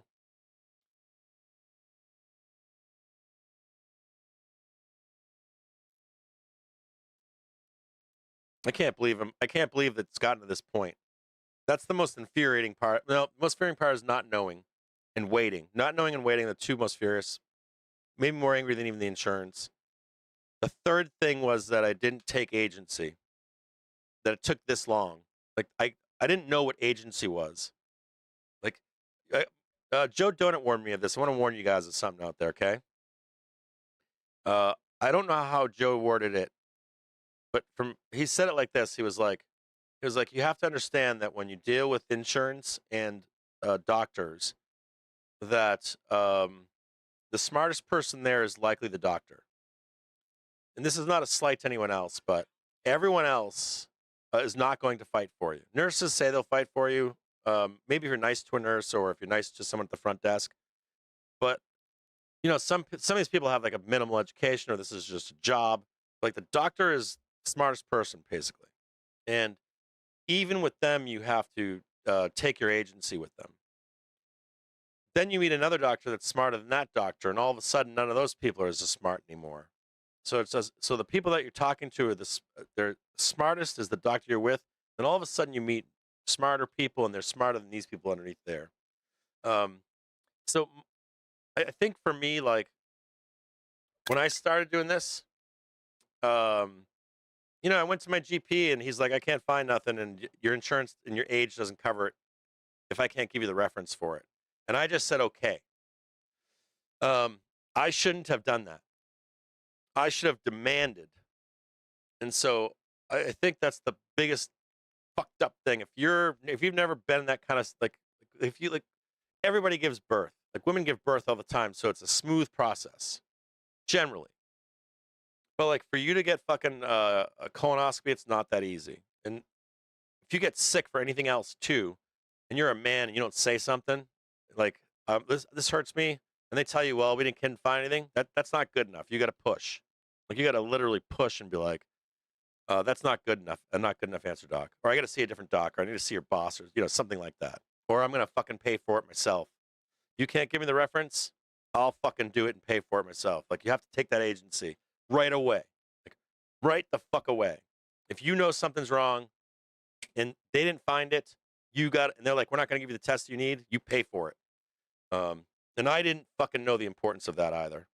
Now I do. Never again for the rest of my life will I ever fucking allow anything to get to this point like that in my body. Something that takes years to do, and I know something's wrong, and it never happening again. Ever. Ever, ever, ever, ever, to the day I die. Yeah, I don't know if we all know what that means though. I think we have a concept of what that is, but actually being your own advocate, I don't think people that have never had to do it with the hospital. I think we go in there with trust. Like the person at the front desk, we trust them, we trust the ambulance, we trust the nurse, we trust the doctor. It's not your profession, right? You do other things. You leave that profession to those professionals. And between them, the insurance, and the insurance companies, and the bloat and all that other shit, you have to demand. Have to fucking demand. AVGO, yeah. You want to cover Avgo? I can cover Avgo. You want to cover Avgo?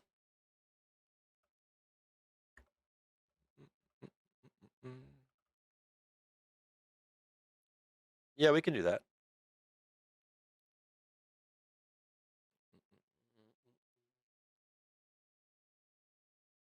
I want to show you guys this too. So this is our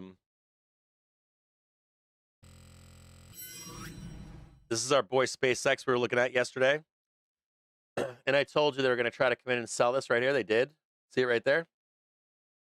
Now, I don't think we're going up there. I think we need to go up there. If you're a bull, you need to go up here, hit that one, and you need to hit that one right there. And personally, I think they're going to try to sell you here too. Like these are all fucking stuck traders in here. They're going to try to slam you down there too. This is like Dangerville in here. Like we really need to get over. This is a hard thing to get over. This is really fucking hard. There's a lot of work that's in here. Like, I really like the idea of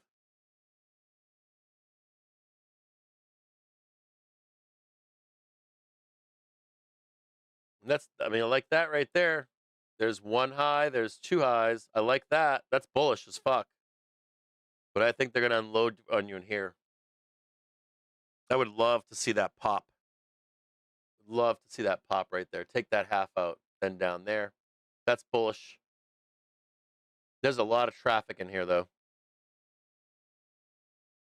All right, so we want to do what? Avgo? So I'm sidetracking here.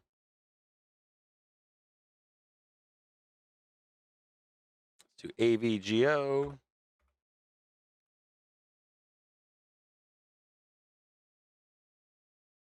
Oh,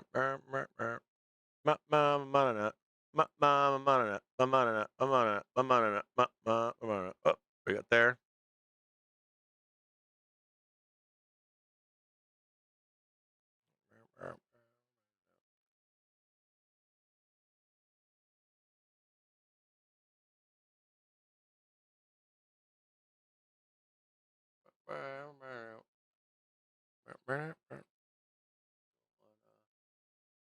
Week.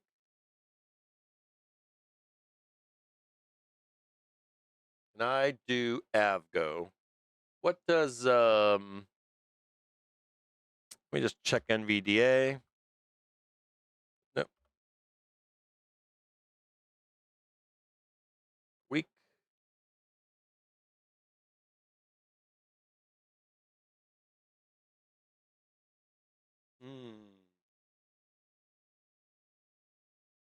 Boy, that's a tough one, huh? The good news I have is that NVIDIA's, maybe I can show this in a different light here. Hold on here, forget that. Right, new layout. Avgo. I will say one thing to you here, okay? Let's do Avgo, but I do want to say something to you. Are we on stream still? Okay. All right, so this is NVIDIA.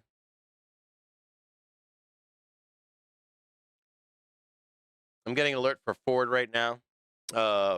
F Ford, take a peek at it. I don't know what it's doing right now, but I got an alert for it. Usually means sell or buy. I'm out of Ford at this point. I've been out of Ford for months. Okay, so this is NVIDIA, not Avgo. Number one, I would seek out VolWiz on Twitter. VOLWIZ. I think his handle is Scott. Let me just get his handle here for you. I don't know exactly how he spells his name on Twitter. I don't give away his last name unless he's got it on there. Okay, it just has Scott. Look up VolatilityWiz. VOLATILITYWIZ. I want you to start following that guy. And the reason being is he does a big thing on NVDA and Avgo. And the reason I want to bring this up is because if you look at the price action of Avgo, it's been more bearish, hasn't it? I think.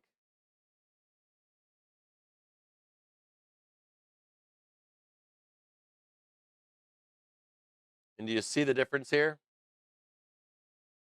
There's a big stroke down. They tend to trade very similarly. And if you look close, if you're ever compare the two of these,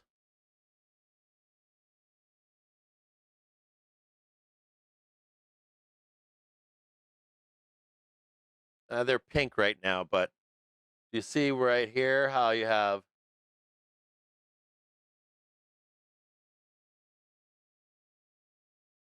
can you see that? Let me grab this here. See how you got this candle right here? And we've got NVIDIA on a high. We've got a blast down here at Avgo. So I'm assuming we're looking for one of two things. We're either looking for a dump. So we've got an Avgo candle down here, whereas we've got an up candle here, which is looking for this.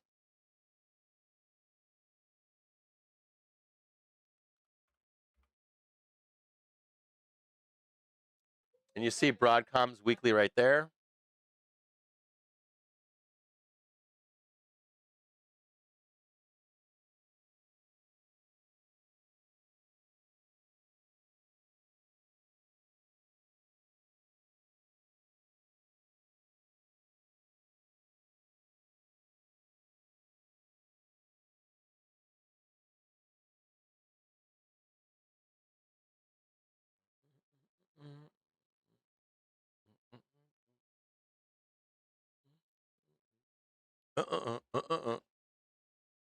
What I want to look at here is this. Avgo didn't do that, did they?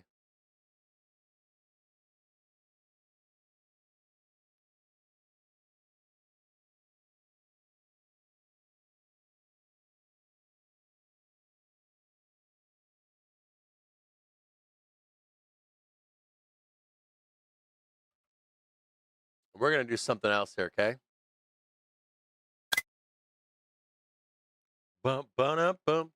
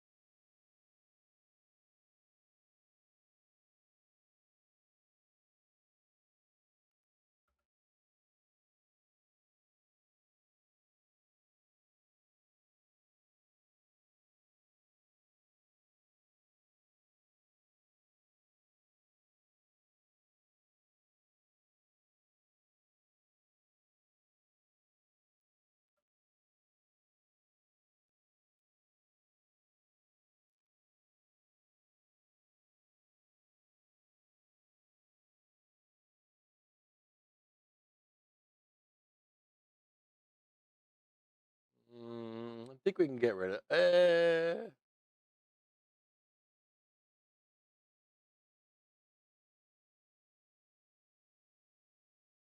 It's like something like that.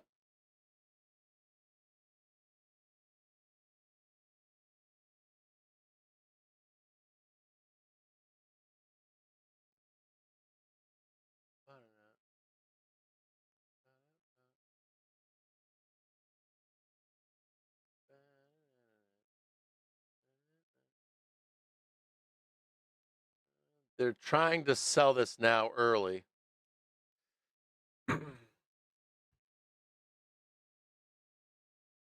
So I have NVDA going like this, and then dumping violently.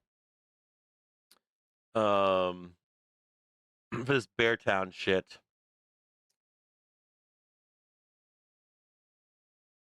Maybe not that deep. It's a little deep, a little deeper. They're trying to get this started right now. They're trying to get this started right now. Give me a second here.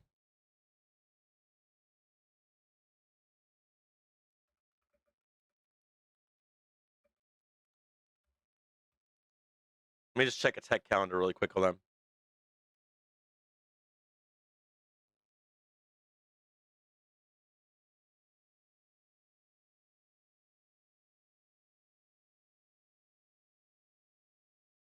You know what I'm frightened of right here? Like where that trigger is like the trigger is like this. So pretend NVIDIA was here.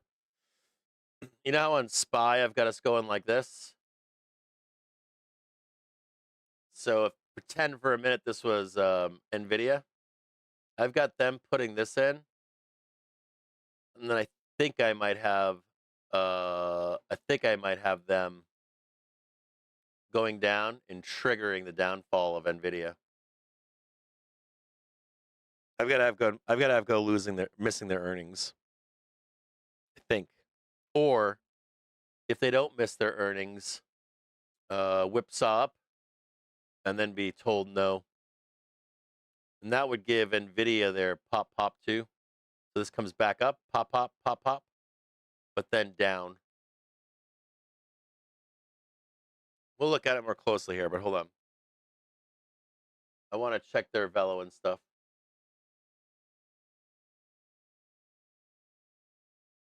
So what you would see is you would see like something like this. They get their earnings in the second they come up, or even just an up into their earnings. Just this for a minute, like up into their earnings, and they get sold down. NVIDIA does the blow off, and they both get pulled down here. That's your seasonal low right there.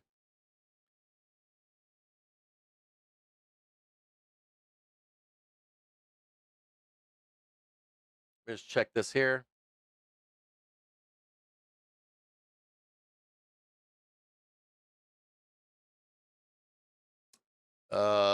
This is being sold. That's not good. This is not good. This is not good. This is not good. It's in distribution for the springtime.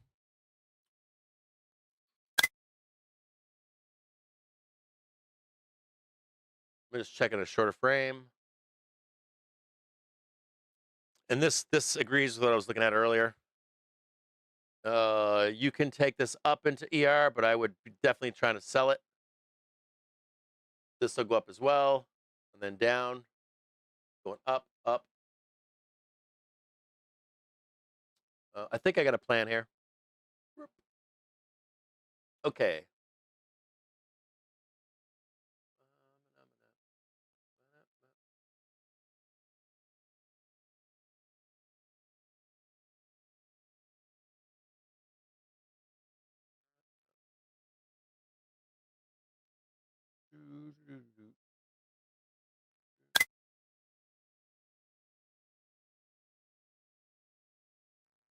Wait a minute. I gotta see it one more time. You're fine right there. How about your month?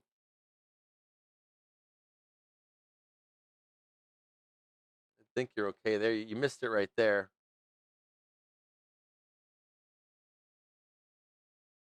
I think that's open. That one's open. That one's open. I gotta measure this. Hold on, guys. I gotta measure this. No, I don't have to measure that. We're good. We're good right now. Okay, hold on.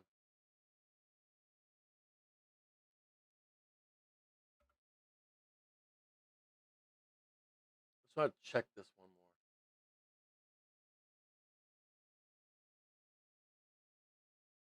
You're still good right there. Let me just check this. Sorry, I got things to look at here.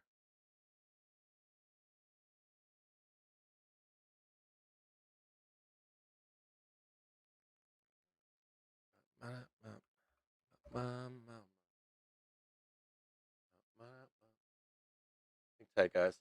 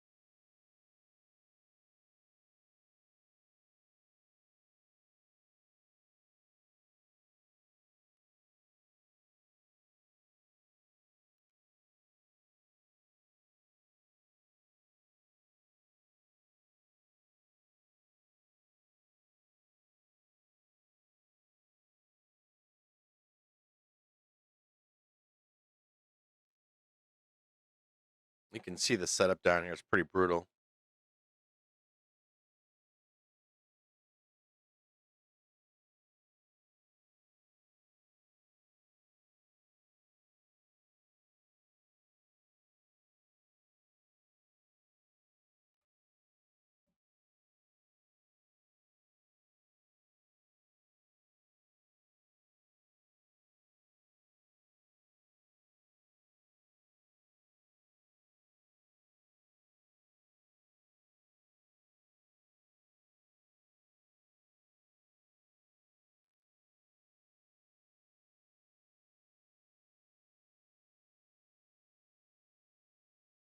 Look at that gap right there. Whew.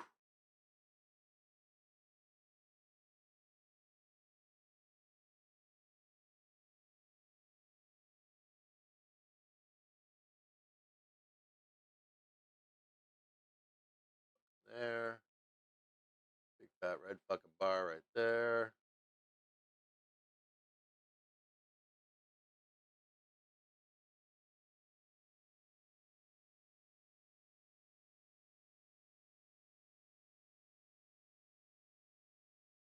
So on a 30-minute basis, you're good. On the hourly velocity, the daily looks pretty good too.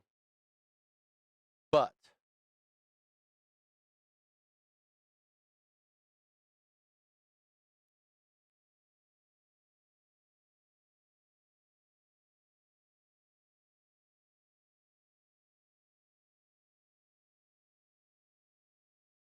There's 450, 420.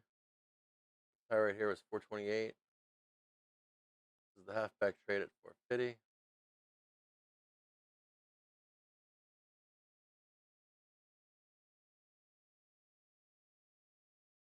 Punch this down, punch that down, punch this down, punch that down.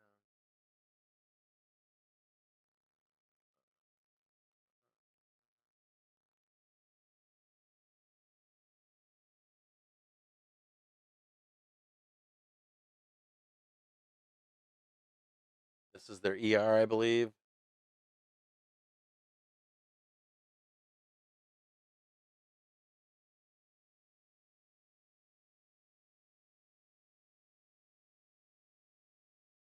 September 2nd. Do I have that EP? Do I have that correct or no? I got September 22nd.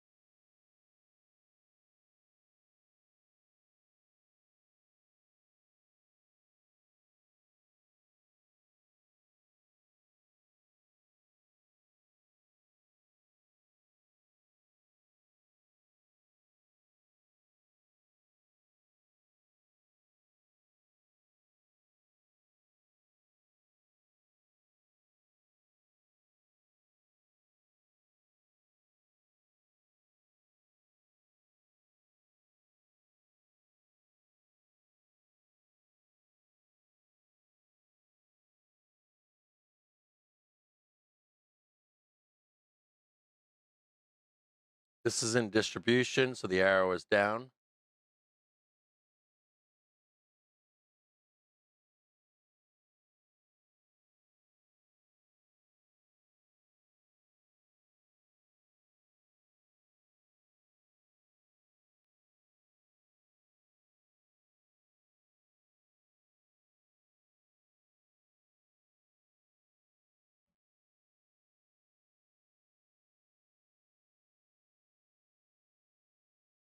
A second here.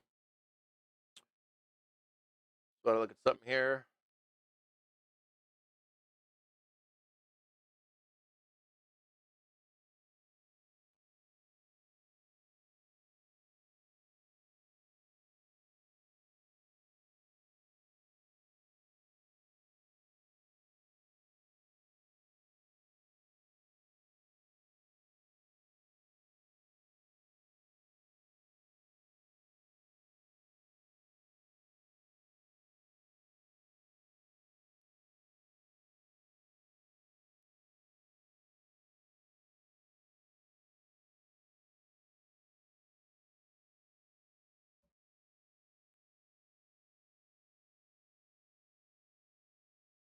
There, right there. Right there.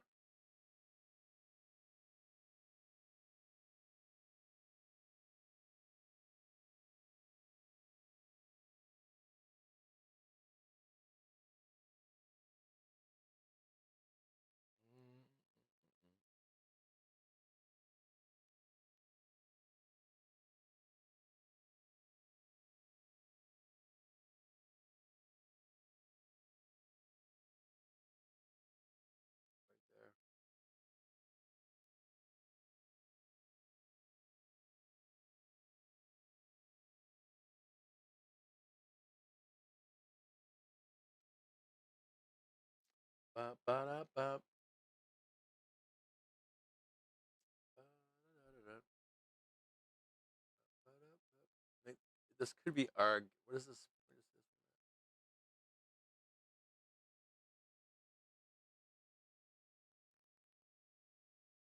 Second.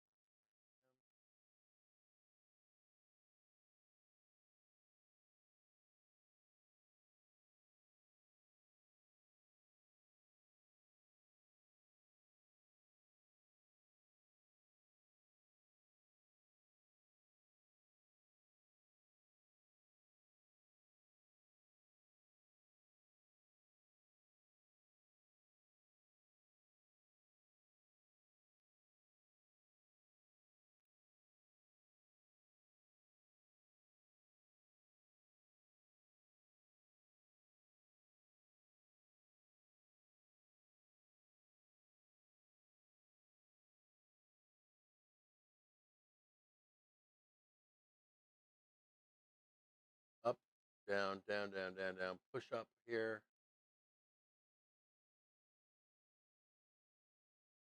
Friday. Month end for September.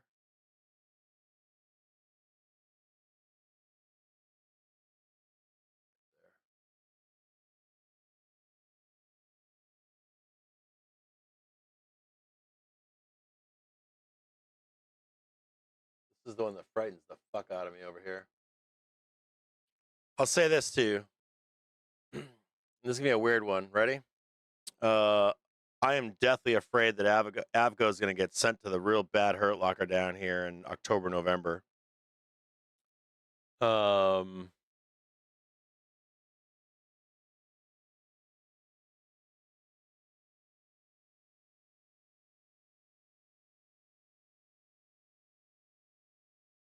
This could take time too. It's not that fast.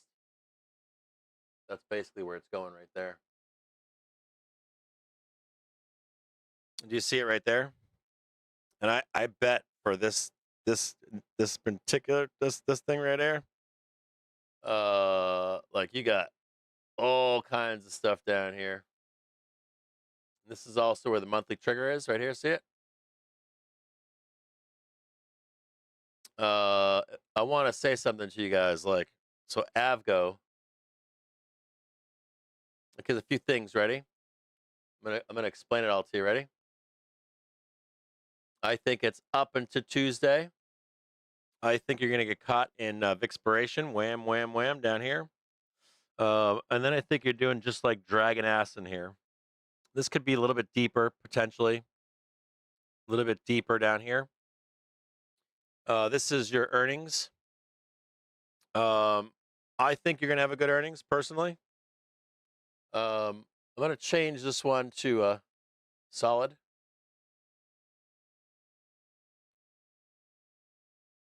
And you're going to fail to close that whole thing. That's 460, 471.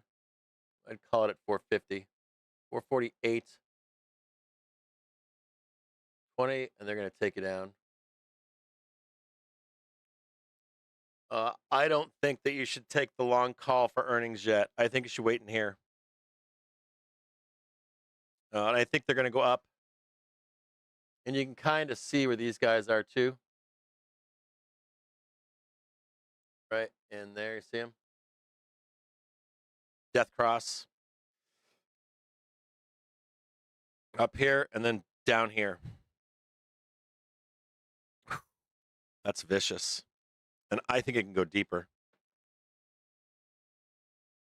I think fucking... Now, we got to talk about this. So, there's some other things to discuss here. There is a way for this to not happen. And I want to be honest with you guys. Like, this might not happen. And I think I showed this on SPY as well.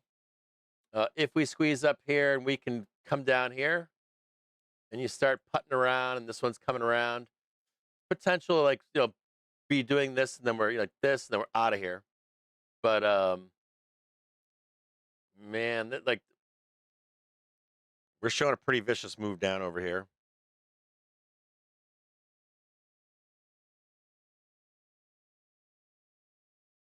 I would need to see, like, I believe in all this here. I believe in all this. But I would need to see post earnings. Like, I don't want to see in earnings that bloodbaths. If the earnings squeeze up here, I would really need to see the daily trigger pick this up. So let me explain this better. Like for this up move over here, I would need to see, for me to believe in that up move, I would need to see the pop, the second pop, and I would need to see buyers stepping in there. We can discuss that trade over there, but not until that happens. And I fucking don't like that that's on October 3rd, like traditional bear time. I would be extra like eyes on the, I'd be watching that fucking thing because this would be where the bulls would want to buy it. And it's like Bear Town. And you got to be, find me when email me or find me when we're at if we're at that place, because I think there's a trap here for bulls. Whammo, flush out all the bulls, and then they let you out and out of here. And there's more down over here too. I don't think I can proof that at the moment, but just note that this is valid at the moment.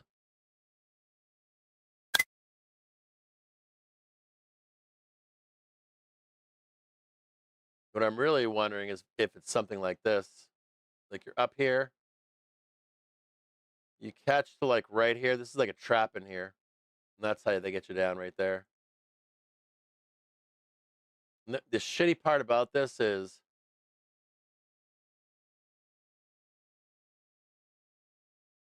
I'm going to show you where the trap is for bulls. This comes over like this. You're pumping like this, and you get the first one, the second back test, and all you're thinking to yourself is, we're going to smash that. And in fact, you won't use rules, and it'll go like this, whoop, right underneath, and it's going to take all your money. That would fuel, like all these calls would fuel that way down there. So I'll leave you with this top line. I would say be very careful in here, even following your rules. 1, 2. I would want to beat that prior high, get up here, and I would have tight ass stops to do this. This is possible, but be very careful. I think this is a giant bull trap in here. And I'd be watching this stuff in here closely. This is a failure to beat up here. You want to snip that?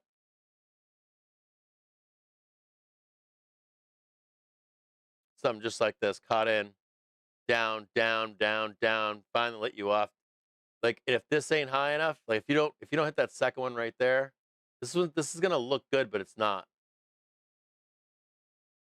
It's gonna look good because that daily trigger is gonna be right here.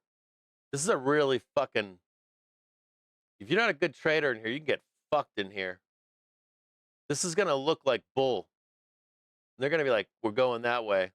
And they just slip you underneath it, and you're paying for those puts. Be extremely careful in here. Find me wherever I am.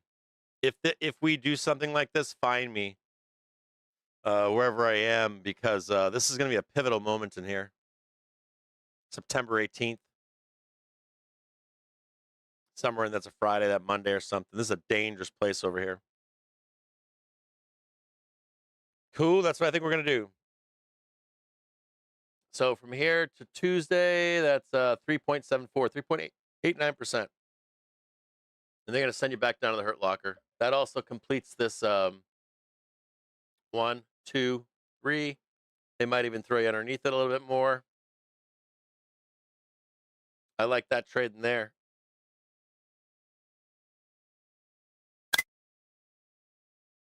This is a hard trade in here. You got to be quick. That's like old school Apple trading in here.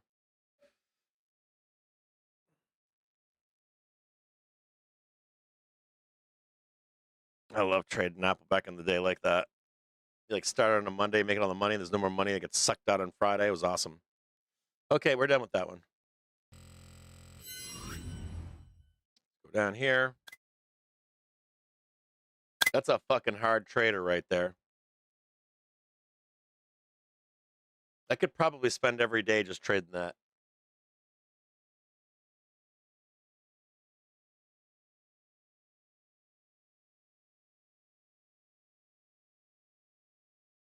I am still long here in the close.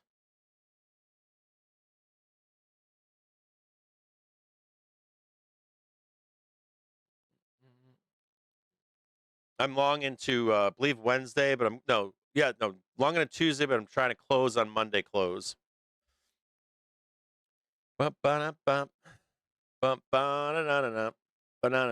Sorry, that Avgo is not easy. When I was looking at that Avgo, I was like, whoo, like I'd probably be trading that all day long, every day.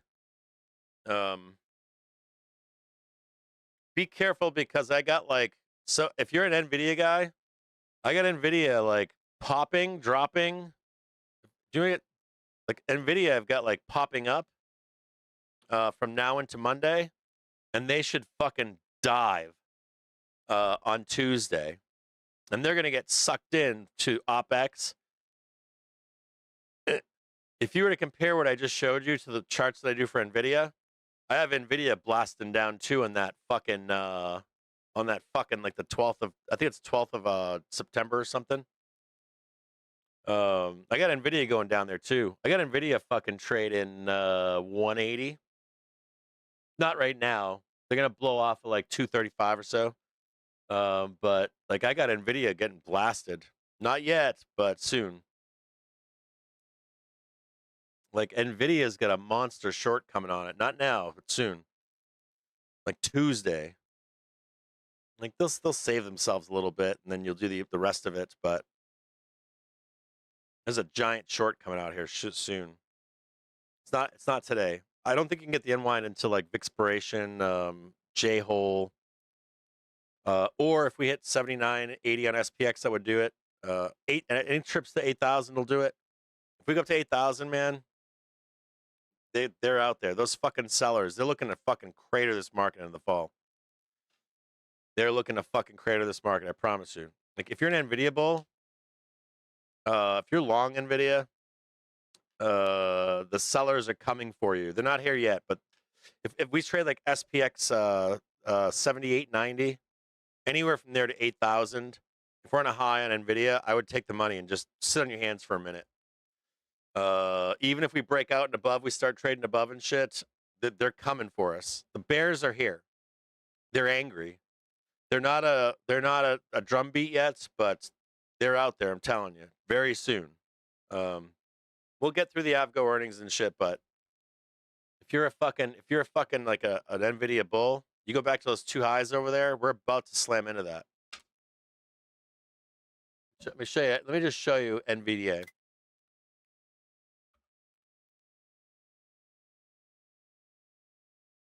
So you see this right here? Oh, you can't see this. Now they might be wrong, but these fucking guys right here, I think they're somewhere like this.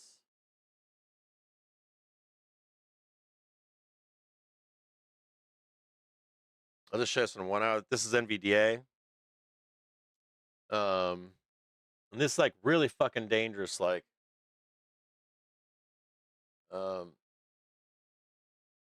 so this is like Tuesday right here. Monday. Hey, what are we doing here?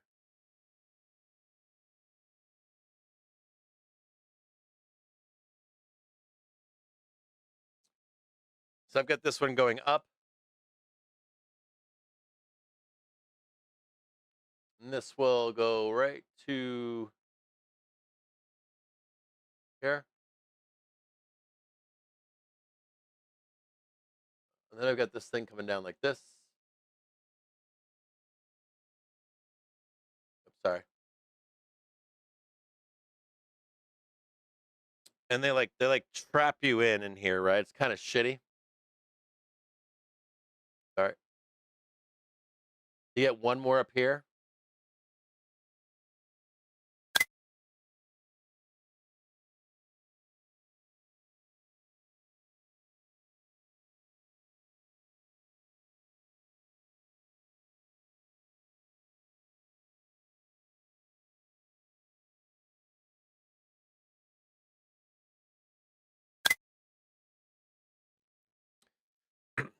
You ready?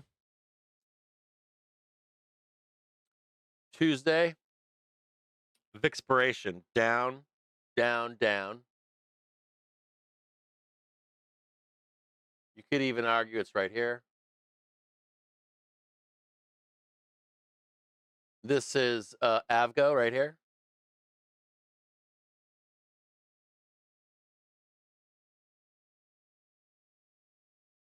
I believe that's Avgo, right? Sorry, I look so stupid. There's Avgo. This closes the gap.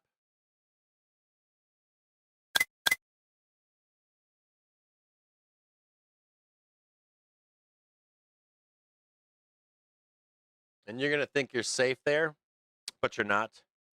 Do you see the daily chart coming up right here? You're not safe up here. You're gonna think you are.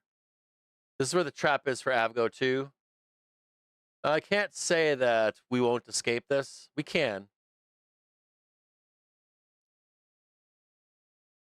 But there's a trap in here.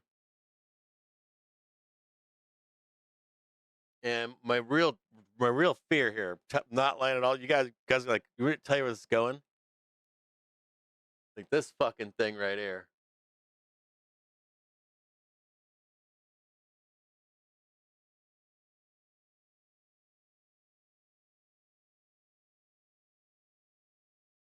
Oof. Oof. I mean, that you can talk about that down there, talk about that down there. So let's talk about this real quick. This is NVIDIA. You know, you're pretty fucking close here, right? Pretty fucking close here. You know, you failure to close the gap. It comes in, hooks you in over here. So, like, when I tell you that the bears are here, right? They're fucking here, I promise you. Now, if you want to min-max this shit, you want to capture Avgo earnings, and you can even make the argument that, you know, even if Avgo earnings are great, yeah, we tee off on it, and then they fucking sell you down. Or they just dump you, wham, underneath here, and then wham. That's your top, right where we are. That's your next top right there. And when we're rolling like this, I want you to be aware that when we're rolling like this, right, you'll have an expectation to maybe fail, but get to a certain part, and they just come in early and just roll you, just to power and ensure.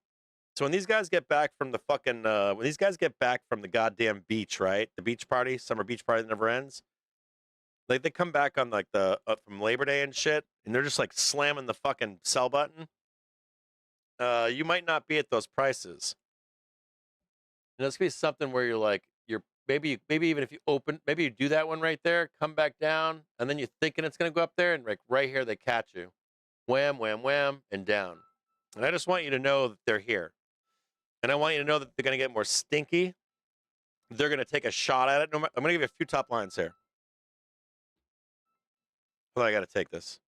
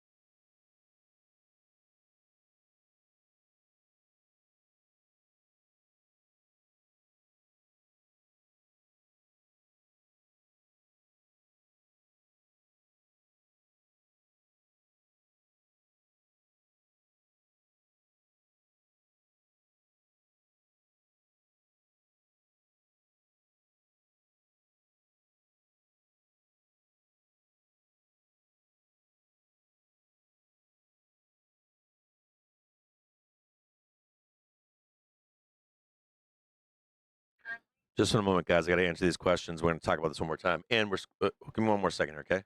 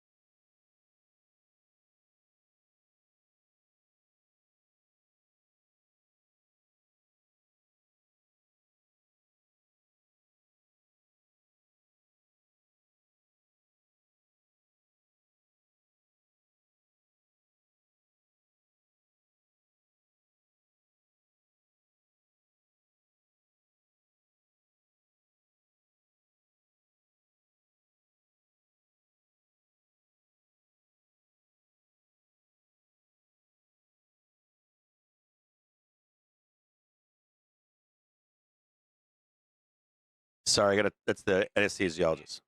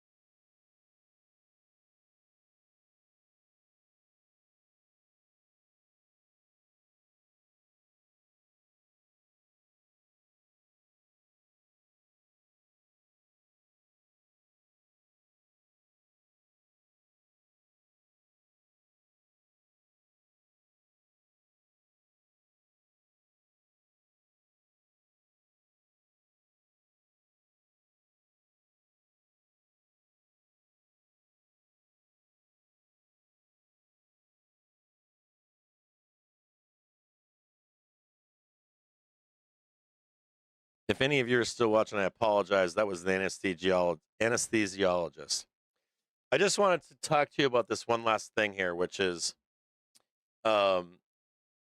if you're still watching the show right now, you need to know that it's not like we can't do this and like rocket ship and all that kind of stuff. I just need you to know that we're getting close, and their eyes are already out. When we start getting closer to like Labor Day, and you have some real things here, like you have Vixpiration, you have like some potential unwinding things. You've got Vixpiration, you've got J-hole, you've got OPEX. So these are sources of volatility, and you've got month end. That's four different things, right? And now I know that Trump can pull this out of his ass, and all of a sudden, like, we solved fucking Iran war again and stuff like that. We saved the market. I see the bull flag right here. I see the big pop up here and all that kind of stuff. But what I want you to understand is that there's another class of like there's buy side and sell side, and they see this. And when you speak to one of those guys, they're early. They're always fucking early. These guys want to see the failure right here. They want to see this failure right now, and they just want to sell this down. They want to choke out. Avgo, even if they have even if they have great banging everything. And even if they have banging, they squeeze up. They want to choke it out again. And these guys want it right now. Like the guys that are wanting to sell this, they wish we were right here today. They wish we were right here tomorrow. They wish we were right here at the end of the month. And they wish we were down here over here. So, like, what I'm saying is, like, the drum beat is going to get bigger, and there's likely going to be a trap somewhere. There's likely some place like you might say to yourself, like, yeah, like, like they'll maybe catch us in hair cap, but then like they hit us at 28. I just want you to be aware that you're going to see fighting between bulls and bears that'll increase from about this period until they're right, or you blow their asses out or something like that. So the only thing I would say to you on this would be, seasonally things start to get a little slippery. And it's not to say we can't keep going up until like October 3rd or something like that, but what I'm saying to you is that eventually they're going to be right. And I really want to show you this, like, you can see how they bought this dip down here. They bought this dip down here. You always want to be in that like big position of buying. I would always like to buy a seasonal low and a weekly. Like we're coming in a weak season here, so we're trying to execute trades maybe bullish in here, but you start shifting your, like, when we come into the spring, right? I'm like, well, fuck, I'm gonna go on vacation. I'll come back and buy the fucking dip in like April, And so when you start thinking about the fall, you can look higher with a little bit of risk. Like you can trade what's in front of you, but you should be shifting your fucking your not thesis, but hey, can I get a dip to buy in October or September or November or even December for the next leg, or even start thinking about becoming a buyer in the springtime. Like we're getting close to that wrap it up phase. And there are ways like I can't say we're not going to like rip this up and moonshot or whatever, but even if they do, they're going to be down here. Like they're going to be looking for this for liquidity. So I just want you to realize this as we head into the fall. Like the setup is already brewing for some kind of a shot to the downside. And even if they're wrong, you got to remember they're going to take the shot at it. And so I really want to impress upon you that we're so close to this zone that they're hungry already. You can see it. I can see it on FinTwit. They want that fucking roll. They want that booyah. We trapped you and we took all your money, all that kind of stupid shit they say. And when that happens and they're able to do it, we're going to be turning to sell side here if that happens. If they're successful at any point in the next, few weeks, I'm going to chase it down. You're going to be asking me, cap is at the bottom, cap is at the bottom, cap is at the bottom, cap is at the bottom. And I'm going to be telling you no.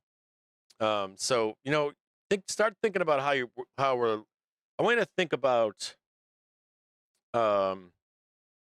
I really want you to think about. What I really want you to think about is I want you to think about the idea that, you know how we're in the springtime on a major low, and like we're on a springtime on a major low, and I'll gather around with like Winky and David, AMS, and like John L, all those smart traders, and me, like some of these guys are trying to sell puts in the spring, and I'm trying to get long. David's trying to get long. You got Winky picking up all kinds of cheap stuff, and I want you to think about that. So we're all trying to buy dips in the late spring, early summer, and right now, what are you thinking about? Do you know what I mean? Like, so if I'm sitting here in the springtime and me and my boys are trying to buy that low, right? And there's like one fucking bear over there going, "We're going down to the depths of hell," and we're looking at him like he's crazy, and he's the sucker that we're selling puts to, right? Or we're just like, why is that guy screaming that? And right where we are right now is the exact opposite of that, where you've got bulls saying like moon, moon, moon, moon, moon, moon, moon, and there's potential we could do that. But like, let's say we pop the collar, and we start spot voling up. It's going to break, and when it breaks, there's a larger group of people that are trying to sell that.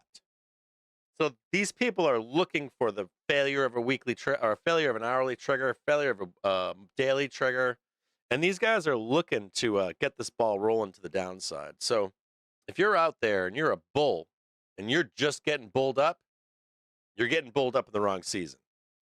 You should be trying to wrap up your trades long, trying to exit, and you should be looking for a seasonal low in the fall. And I don't give a fuck if we start rolling now, we start rolling September 2nd, we start rolling October 3rd.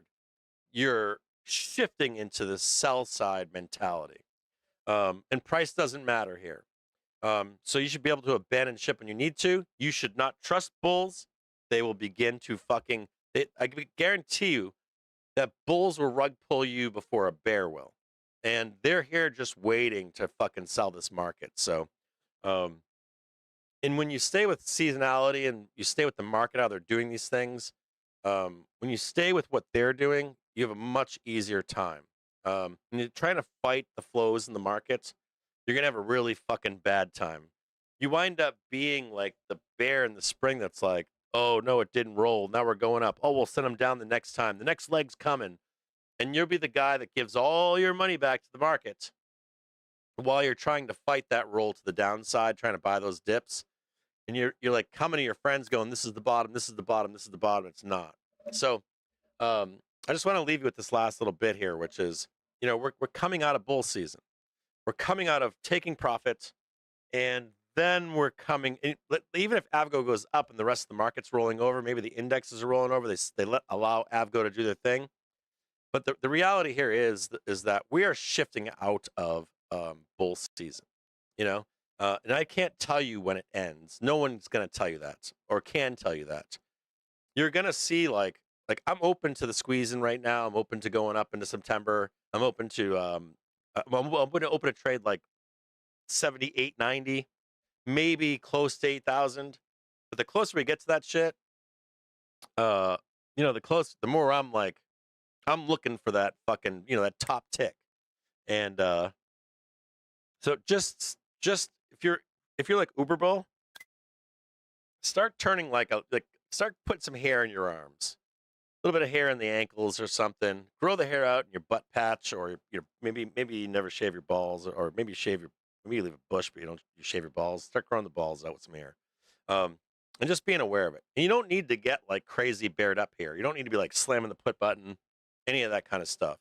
We'll know. Like we start putting in like a new low under the hourly trigger. We start next new low. We can start grabbing the bulls losing their faith in the market. There'll be plenty of time to sell. You don't need to call the fucking top. And there's plenty of fucking time. Like you don't need to have that whole. You ever see me on here? Hold on. You ever see how I talk about Let's talk about this really quick. So, like, let's say we're gonna roll. Let's say we do a top, okay? We're like this. Wham, wham, wham, wham. Everything is awesome, right? We even extended a little bit, let's say. Let's say this is the measure. And let's say you get an extension.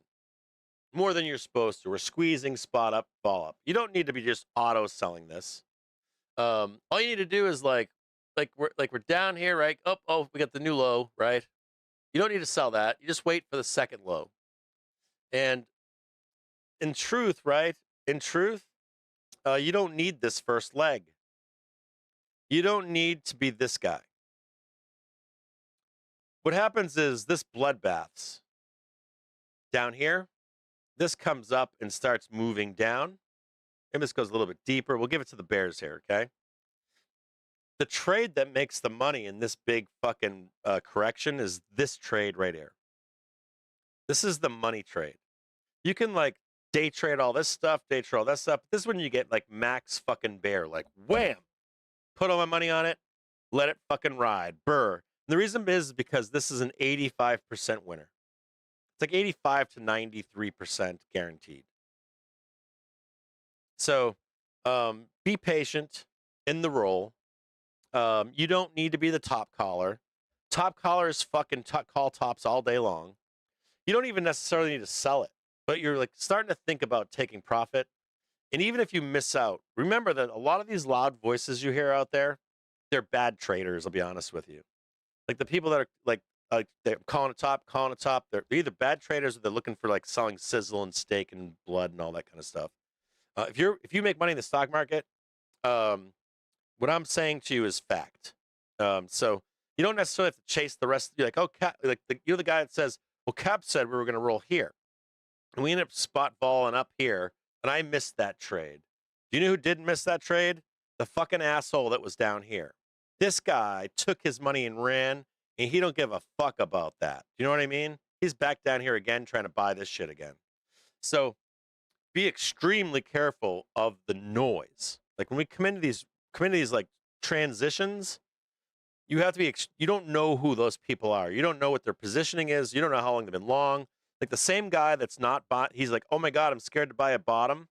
It's the same guy that's getting long right here. You know what I'm saying? He's finally bulled up. Do you guys understand what I'm saying? Like I'm begging you. I'm truly begging you guys right now. And a lot of fucking traders give back their money in these transition periods. They like fear of missing out, didn't do it the right way, didn't do it the wrong way, all that kind of shit. Just note that the rest of the market is on that trade. Like the banks, the hedge funds, fucking smart traders, family offices. Well, I guess not all of them. Sometimes they get smoked, but great traders, they're wrapping it up. I'm telling you. They are fucking wrapping it up. They've made great money. Remember when everyone said we're crashing this summer? Remember when David and I were around here going, it's been a trader's market. It's been amazing. Up, down, up, down, up, down, up, down. Remember when we started blasting up and away from the consolidation distribution phase? Remember I said technically we should start crashing here? Like technically we should start crashing. And I said to you, it was like a Thursday or Friday, and I said 12 p.m. in the afternoon, if you start to see like the market just racing higher, that will null that crash. And they did that, right? They like did everything they were supposed to do. And I'm like, we're gonna go to the moon. And we did. We did go to the moon. But I want you to know that what I'm telling you now is like that time is not this time. This time they're gonna take profit and they're gonna come back and fucking sell. So you do at this point start needing to start transitioning to that phase. We're down below, I said to you, we're technically supposed to crash here. If they do these few things quickly, they're going to save the market. And they did. And we took it and we rode that fucker up. And then you hear this guy that missed that whole race up there. He's trying to get long right now. That guy's on the wrong fucking side of the trade every fucking time. So do not listen to those people, is my point. Okay? They will be at the bottom and they will be too scared to buy it too. And there'll be a lot of noise around you. So it's important for you to like trade with your rules, your tools, whatever they may be, even if they're not mine, and stay the fuck away from those people because this is when we fucking clean people out. this is the time period where the market takes every fucking dollar you have. They're going to drain it from you. Some of you, I would say a percentage of you, if you're green right now, had a good summer, you should shut your fucking laptop and you don't give a fuck how high it goes. You just come back for a seasonal low, whether that be this fall or in the springtime. Some of you will, there's a percentage of you here that will do great and you will give it all back. And we're getting to that place where you're going to give it all back. Some of you are going to give it all back, I promise. Does that make sense? You guys understand what I'm saying? All right, cool. Thank you, Frankfurter. Captain Caveman, what's up, my brother? He said I have to leave here. So what I want you to do is I want you to be like, start putting the blinders back on again. Like, start putting the blinders on. Please do that. Like, at some point, like, blinders, and you literally, you know, like, I could trade with no news squawker, no news, no CNBC, no nothing. Just, you become like a pure price action trader. Like, at some point soon, you should start shifting to be a pure price action trader. I would take that. There's a top line answer here. Blinders, price action trading. You're going to need to use it. Okay? Have yourselves a great weekend. I'll see you on Monday.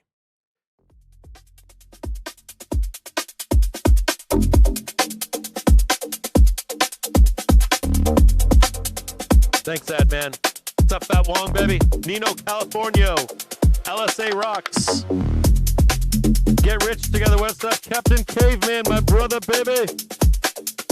Dude, Captain Caveman, come say hello sometime. Damien, how are you doing, brother? Missed you too. Oh, Damien's already in the audience. He's already ready to get paired up.